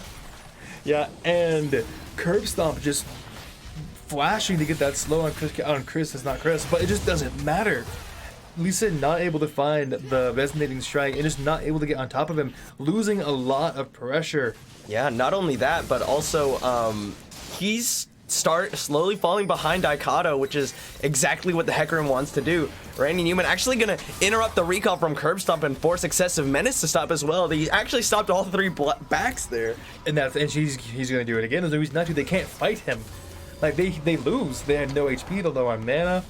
Aikado just casually clearing out of the jungle, looking to path back into that top side, continue to camp this Karma with no flash and no real escapes. Excessive Menace looking for some greedy jungling here. The red buff will be coming up shortly, but he still has yet to take a recall, and he's very low on HP. Aikado looking for a potential invade, could just find a free kill. Sitting on 1,400 gold for this Lee Sin, that is not chump change. It is enough to turn fight. It's going to be a problem if he doesn't get it back soon, or Aikado finds him. Vici being shoved in the top side, and really... Okay. Because no, he dies, right? He has flash if he has to, but that's still awkward. What happened to your flash? Nothing. Nothing happened to my flash, in fact. But speaking of flashes, once at level 6 with hits Excessive Menace, he'll have the kick flash option, and his bot side games will be looking a lot better. I don't think Ash will have 6 by the time he goes back bot side. Tien Sama building towards the tier of the goddess. Is he building a second tier? Sheen. Oh, Sheen builds out of those two now. Yes, I forget. Yeah, Wait, Aikado, did he get spotted? I don't think he got spotted by that, and he has the Onslaught of Shadows available. If Tien Sama does something or steps forward a little bit too far or Curb Stomp, and there it is, the Onslaught of Shadows, he's gonna fear and knock him away from the tower. Curb Stomp is almost certainly gonna go down here. Who's gonna get the kill? It's Aikado with his Q. The Rampage. Really good job from them there. Tien Sama likely bought a Fairy Charm because it's super gold efficient to do so. Only the Sapphire Crystal builds into Oh, okay, that's what I was wondering. I was like, does it build into Fairy Charm? No, Fairy Charm is commonly bought, especially with stuff like that. Because it's just so easy. It's free mana regen, and you sell it back for very high price. Yeah, absolutely. And it's just a really good thing to do. I actually like to see it from Tien Sama here. Lee Sin is bot side looking to maybe counter gank, but Vici getting harassed again and again. Yeah, this is just a really rough lane for him. Just every single one has been hitting. Yeah, well, he really needs to be taking these all-ins. Like, with his Phage and his ultimate, like, in the press the attack, as soon as he gets back in lane, he basically has to find a way on the Sacred Strike, because he loses these kind of long-range fights by virtue of having no range. I mean, but, like, at this point, and obviously at this point, you don't have the health to go in. No, at this point. But even if he goes in early, you're fighting into a big shield. You're fighting into a repeatable heal with the Mantra W. But here we go. Aikado is going to turn the tides once again, and Sacred Strike will go down for a third time. Absolutely. But the only downside is you just gave up Dragon for that. So and you can't pick up Rifthill by virtue of it not being on the map yet. And with that first dragon going over to UR, it's a Mountain Drake. It's what they need to have to get burn some of these objectives down. None of them take Baron super well, so anything towards that is really good. And unfortunately, with Rise and Ash, they want Mountain Drake. They burn it well already. Do it faster. Yeah, General Vici just trying to get some plating. He's keeping even in CS in spite of everything, so will be fairly relevant in these team fights when he can dive onto one of the soul damage dealers. Like we were talking about, diving onto those damage dealers is very difficult if you have nobody who can actually follow up on you, because look at all the shielding coming out. Well, so let's say General Vici and Aikado both dive the back line. You're dealing with RA Charm, Lee Sin kick, shield, stun, Ezreal E. Like, that's a whole lot of stuff to get through. And now if they can find an area with it's Chris not Chris, that could be the real thing they need. That could be the big game changer, because it will stall the fight long enough to just pop him to bits. Yeah. And like you said, we have to be a little bit concerned for Unlucky Retribution's ability to output enough damage to win fights in general. Yeah, I feel like Ezreal is just not the pick that he and Salmon needed. Like, I think Kai'Sa here would have been significantly better. Right, Randy Newman and Curb Stomp both taking a little bit of punishment. The flash away, but the Hextech Ultimate going to come through. Onslaught of Shadows, the Sacred Strike is knocked farther away from the tower. He's going to get a big heal up and actually survives this whole thing.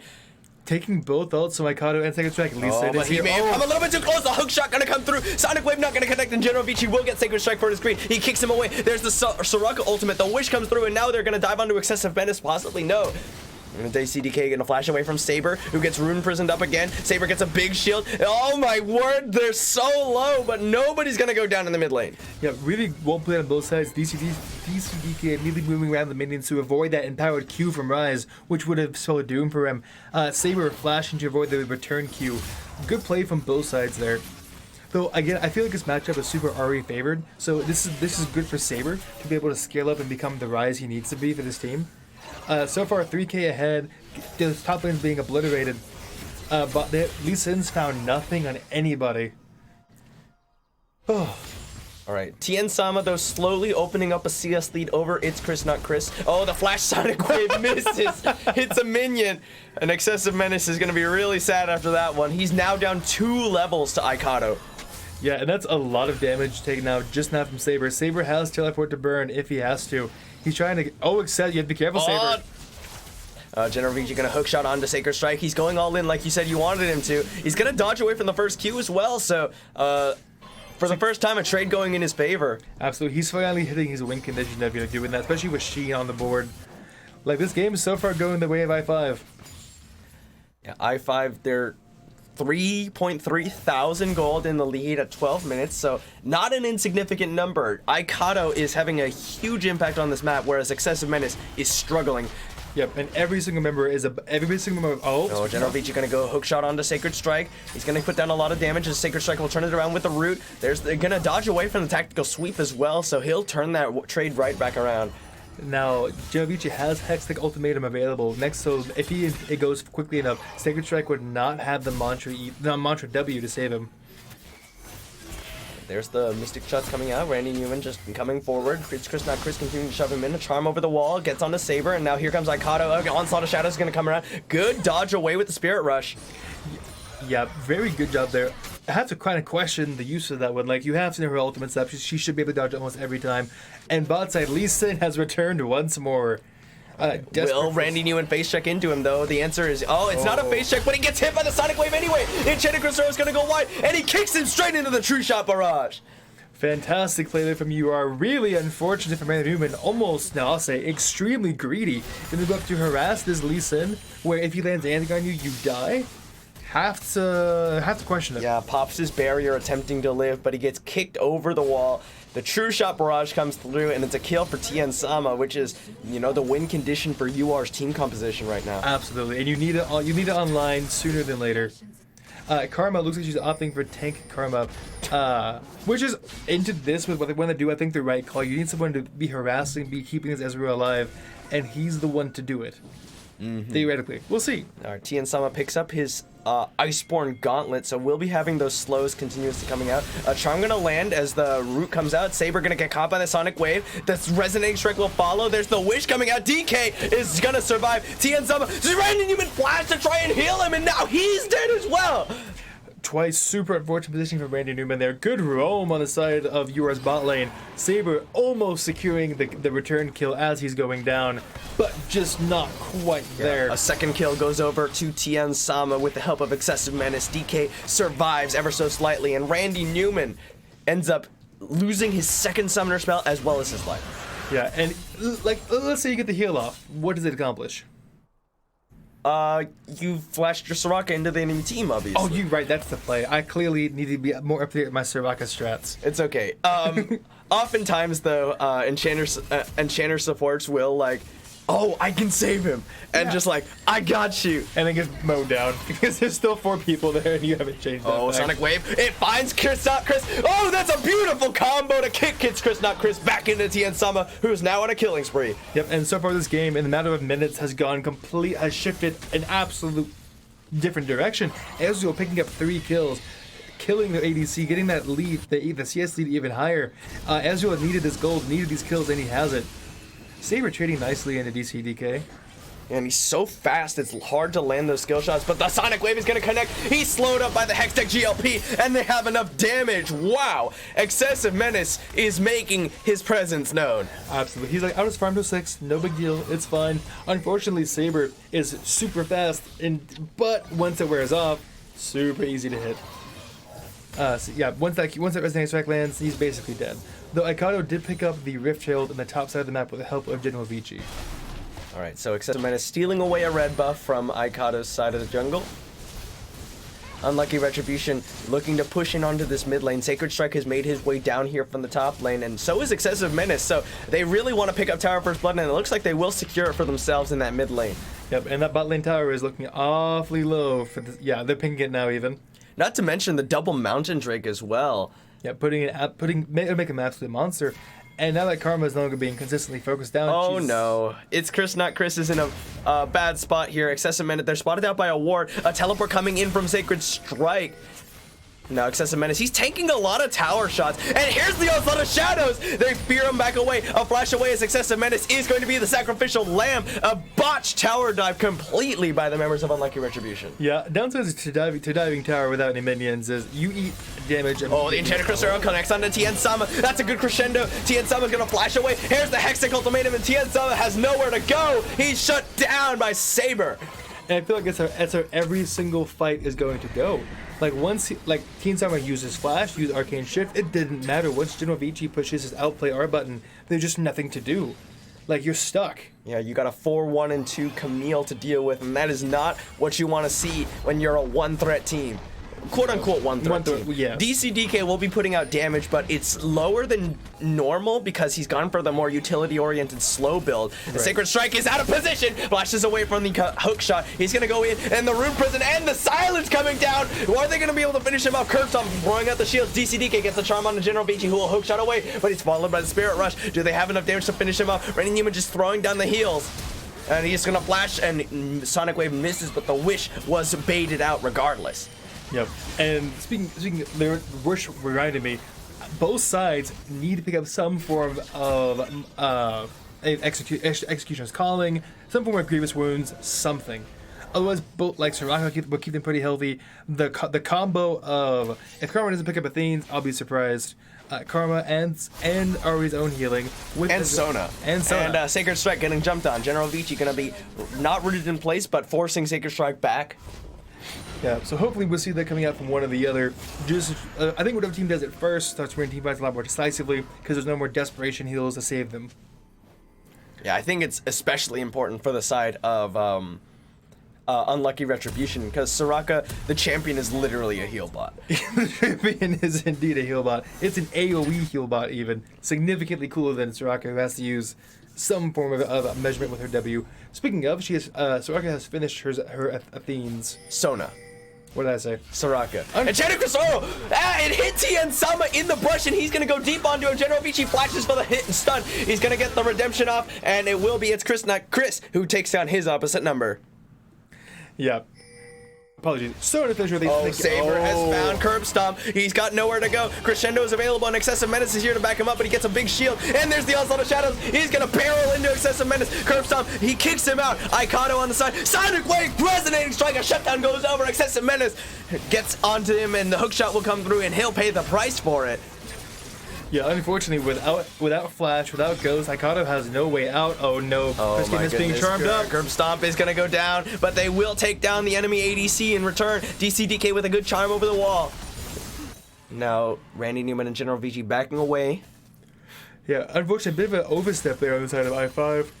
Just committing super hard to dive into that. With once they get the Ezreal kill, you guys go back to top lane, get the tower, call it a day. Oh, that feels bad. When you can afford all 3 components of Trinity Force and not the Trinity Force. Ooh. That is so unfortunate. It's such a cheap item after that. Yeah, so far, exactly what you're talking about. Ezreal has been found out by the Hextech Ultimatum, and he's beat down. Like, I'm unsure what UR's plan is from here. General Vici, so threatening with his 5 kills. Camille, Trinity Force finish off, and he's soon to have that Tiamat. Yeah, he's sitting at 2k gold. He has yet to spend. He is a terrifying champion once he backs. Unfortunately, he's also really low on mana, and with his bot lane coming back with full mana and cooldowns and having bots. Aikato is in the area, and they're ready to go. Oh, the hook shot doesn't have the range to hit the tower, and General Vici gets into the Hextech Ultimatum. He doesn't have mana, but it doesn't matter. Aikato just rips him apart. I like how Ezreal and General Vici both kind of just stopped, like, wait a minute. Unfortunately, they ended up costing Tien Sama his life. And again, just Hextech Ultimatum burst down. Curb Stomp is way out of position here. The silence and the root comes out. Chris is going to take him down. What? I have no idea why he was there.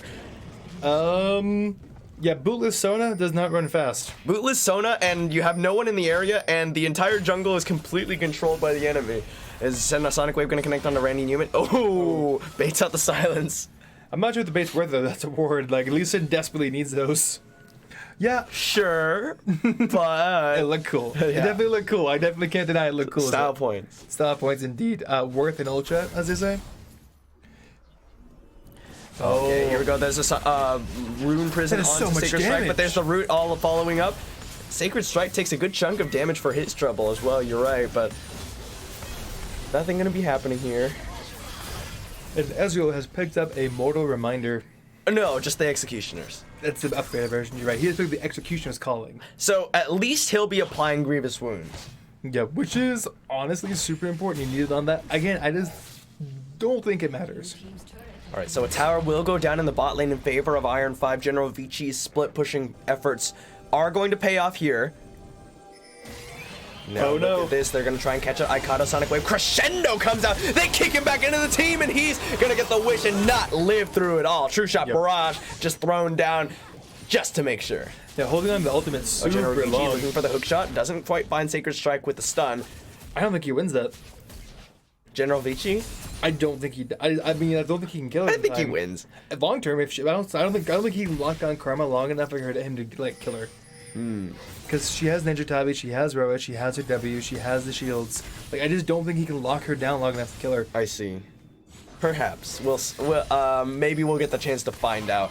But in any case, Tien Sama, Curb Stomp forced around the long way. Saber is just quite a damage threat in his own right now. Yeah, he's sitting at both components for Death Cap. He has his finish Archangel Staff. So do Rise not build and no, hold on a second, a Saber. Oh, that's a big Enchanted Crystal Arrow as General Vici gets him with a 3-man knockup. Exec Ultimatum is used onto the Soda, but he'll survive. Curb Stomp heals himself back up with the Area of Perseverance. Nobody has died yet.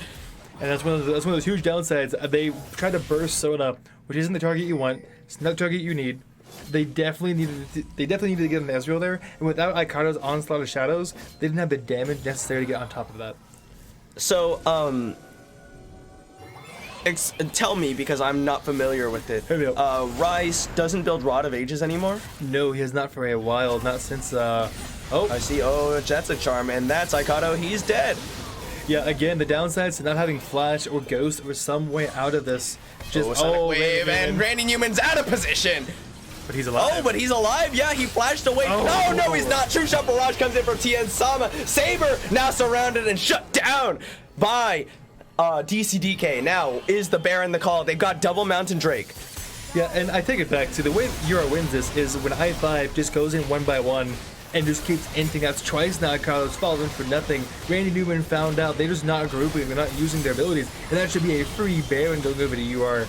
Yeah, and no chance of a steal there. Yeah, no, not whatsoever. They didn't have the Enchanted Crystal Arrow at like a desperation. Does that even do damage to? It would hit the champion and then do a small AoE damage around that. Does it do an AoE damage? I thought it only did damage to. We'll find out. We could. Wait, was it? Click. Oh yeah, you're right. Enchanted Crystal Arrow. Surrounding enemies take half damage. Ah, okay. Yeah, so she could steal it if the Baron was left at 200 HP. Right. I knew it did splash, but I thought for some reason the splash only applied to champions as well. No. That's why you can try for it, though. It's just not worth it. The cooldown's so long. She has no And CDR. it's so unlikely. And it's so unlikely. Like, But in the one situation where it does happen. Yeah. I'm sure Reddit. Oh, he threw out the Enchanted Crystal Arrow, but now Sacred Strike is being caught out by the top side of the map. He's gonna get barreled into, and there's no escape for him. Silence coming down. Wow, he's really fast, but the hook shot will come through, and General Vici will finish him off. And now, are they surrounded, though? Here comes the other members, and the Sexton Menace gets caught by the Rune Prison. They kick Randy Newman into the wall. The Witch comes down. True Shot Barrage does a lot of damage, and DCDK goes unstoppable. He takes him down. Now, DCDK is gonna get jumped on by the Hextech Ultimatum. General Vici takes him down. The Sonic Wave, Resonating Strike from a Sexton Menace will finish up by Kato. Tien Sama on the run. They're gonna turn around onto him. The Saber flashes away from the Resonating Strike. Tien Sama jumps forward. General Vici gets taken down by the Mystic Shot. Oh, come on, go. Oh, he's looking for more. A Sonic Wave will connect on the Saber, but it's not going to be enough. Sama goes in. Excessive Menace finishes him off with the Resonating Strike, and it's Chris. Not Chris is a double kill. A beautiful play by Unlucky Retribution, and Excessive Menace going hard. Yeah, they went out, they went started. Excessive Menace, they did great team Sona positioning so well. Unfortunately, when I5 blows everything they have to melt down that Sona to kill Ari, you left Ezreal alive the entire time, untouched in the team fight. Great job on the side of UR, turning this game around from a 5k gold deficit, taking Baron, taking Dragon, now taking this bot side inhibitor. Randy Newman needs to be careful. He cannot be caught out here. Ezreal will mow him down. Holy cow.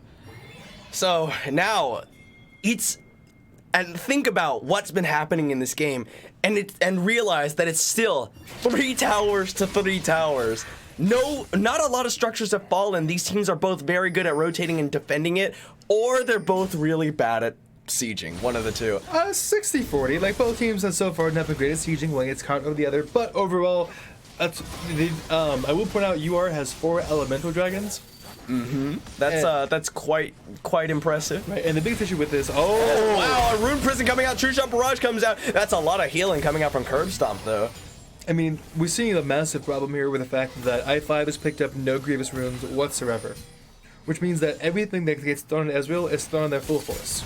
Yeah, and nothing to be done here as Unlucky Retribution force their way onto the mid lane tower. A teleport comes in from Sacred Strike, and they're just going to use their ranged champions to lay waste to this tower. It's already basically gone, yeah. And there's a Sonic Wave onto a minion. They're going to put some damage onto the inhibitor. Nobody on the side of Iron 5 ready to go for the engage. Enchanted Crystal Arrow available, Onslaught of Shadows available, but no one wants it. Absolutely. And even with that in mind, Saber was not quite there. So if they thought they'd be fighting over a dying inhibitor, I think it's better to hold their cooldowns. They try to hold this top tower, but they just keep getting picked off one by one before the fights even begin. They have no real opportunity, no real chance to get into these fights, and it's starting to show. Randy Newman desperately going for the Athenes next. I just don't think it matters. Sona still has no boots. Who needs boots? Boots are overrated. For cowards. I mean, you do have the, oh gosh, what is it called? Song of Celerity, the move speed thingy that Sona has. I think boots would still be good. Just a little bit. Like, I know they only have 4 people to run you down and kill you, but boots might help just a little bit. Though I will say, DCDK is doing a lot of work on this. He's picked up his Velonomicon. He has both of his slow items. He has really good presence in team fights. So far, I've been shown wrong. Or rather, I5 has been executed in their team comp. They keep not being able to find this Ezreal with Hextech Ultimatum anymore. Though, okay. Yeah, they're slowly pressuring topside. They have Hecarim getting mid priority. They try to stall some of the way so he can come fight for that tier 2 objective. Though he might not get there. This is a hard tower to defend. Yeah. Alright, Sonic Wave gonna be landing onto some minions. They're just gonna heal up with the Aria of Perseverance any potential damage they might have taken. Yep, and it's just gonna fall uncontested. Aikado's not even here. No, he's looking to reset for the next tower, and unfortunately, wow, a lot of damage going on to Saber. Oh, he Sonic Wave Resonating Strike straight into the Enchanted Crystal Arrow. Aikato into the backline. Sama trying to hide as best he can. He's going to try and help out Curb Stomp. He backs away, and they do successfully take out Aikato. Excessive Menace made it out alive after the Jaguardian Angel was popped. That's insane. Yeah, Aikato having like laser. Whoa! Human! God! Gets burst down by Sama. He's not gonna die. Sonic Wave gonna connect on the General VG, who hook shots onto him. He's gonna look for the stun. Raining Human comes forward. Saber doing what damage he can. He's looking for the Sonic Waves. He's not gonna find him. The inhibitor is gonna fall in the top lane in favor of Unlucky Retribution. Absolutely insane. Lisa made it out. Re-engage. Sama aggressively burning his E to mow down Chris. It's Chris, not Chris. Doing so much damage. This might be, it's not going to be it yet. General VG shot, Huck shots in, but they're not going to turn around for him. They don't want to overstay their welcome. Aikato was coming back up, but he does not have the Onslaught of Shadows. Yeah, but if they die, they do lose this Baron buff coming up, and this Baron is what they need to close out this game. So far, I5 is not on the same page. Aikato dove onto Ezreal. Camille was out there to back him up. This is so much. Shot, or the Hawk shot, sorry. Hook shot, same effect, right? Yeah. Hook shot just gives you vision. Exactly. See, look at that Wow, vision. they're really gonna go for it. There's the Realm Warp into the Baron Pit as the members of Iron 5 converge on it. Excessive Menace is here. He's got a level lead over Aikado, but can he even get in? And he's got to deal with the silence from Randy Newman, stopping him from going for it. The Sonic Wave gonna connect. True Shot Barrage is gonna come through. Flash Crescendo means Saber's dead immediately. Excessive Menace gets a 3-man kick. Sonic Wave in. He doesn't get the Baron, but he gets all their lives. Excessive Menace with a huge play. Yeah, but that's he becoming in. That is members with Baron on red side. General Vici found Excessive Menace dueling him. No. Aikado gonna get chased out of his own base by the minions, and Unlucky Retribution look to be ending this one. General Vici gonna get chased down by DCDK so that he cannot recall. The minions being given vision. DCDK throws out a control ward to not get cheesed by the melee champion. The hookshot not gonna find him, and he's gonna flash. It's gonna be the style kill. Curve Stomp gets a gigantic shield as Aikado tries in vain to stop this game from ending, but it will be Unlucky Retribution with the number 2 seed and the auto buy into semifinals. Yeah, but that means that Iron 5 will have to take on GGL for their chance to make it to LAN. Holy cow. So, Unlucky Retribution will assert themselves as the number 2 seed over the Iron 5. Iron 5 falling down to the number 3 seed going into quarterfinals. So, we have our top 6 teams from Diamond Capped going into quarterfinals. Return to the middle 6 and Unlucky Retribution will have those number 1 and 2 seeds guaranteed into semifinals. Absolutely. Whereas the number 3 versus number 6, Iron 5 number 3 versus GGL number 6 for that second spot, and then it will be Snek versus Team Fish Taco as the number 4 versus 5 seeds. Absolutely. And that, I mean, predictions? It's hard to say. I think, so let's talk about it historically, because these teams have always smashed up. That's true. Iron 5 beat GGL in the regular season. That's true. And GGL has been on a downturn. They absolutely have. So if we had to rationally guess, I would say probably Iron 5 is going to win that one. And on the same turn, Snek has also beaten their opponents in the regular season, TFT, falling to them 2-1 in favor of Snek. Yes, that is correct. Right. Snek have been looking progressively stronger, but Agreed. TFT have also looked looking very better. strong recently. That one is going to be a very interesting matchup. It will. It's very hard for me to call. In any case, it should be an exciting week of quarterfinals. It should. So please check out please check out the quarterfinal streams of both Gold Capped and Diamond Capped. Those will be coming soon. You'll find out relatively soon when we get those scheduled, and they will be streamed live, so you won't want to miss them. Thank you all so much for watching. I'm Alex HNA22, joined by Joseph Himana Savala for this final regular season cast of Diamond Cap. Thank you all so much for watching. I hope you enjoyed, and I hope to see you for the quarterfinal streams. That was awkward. I couldn't find the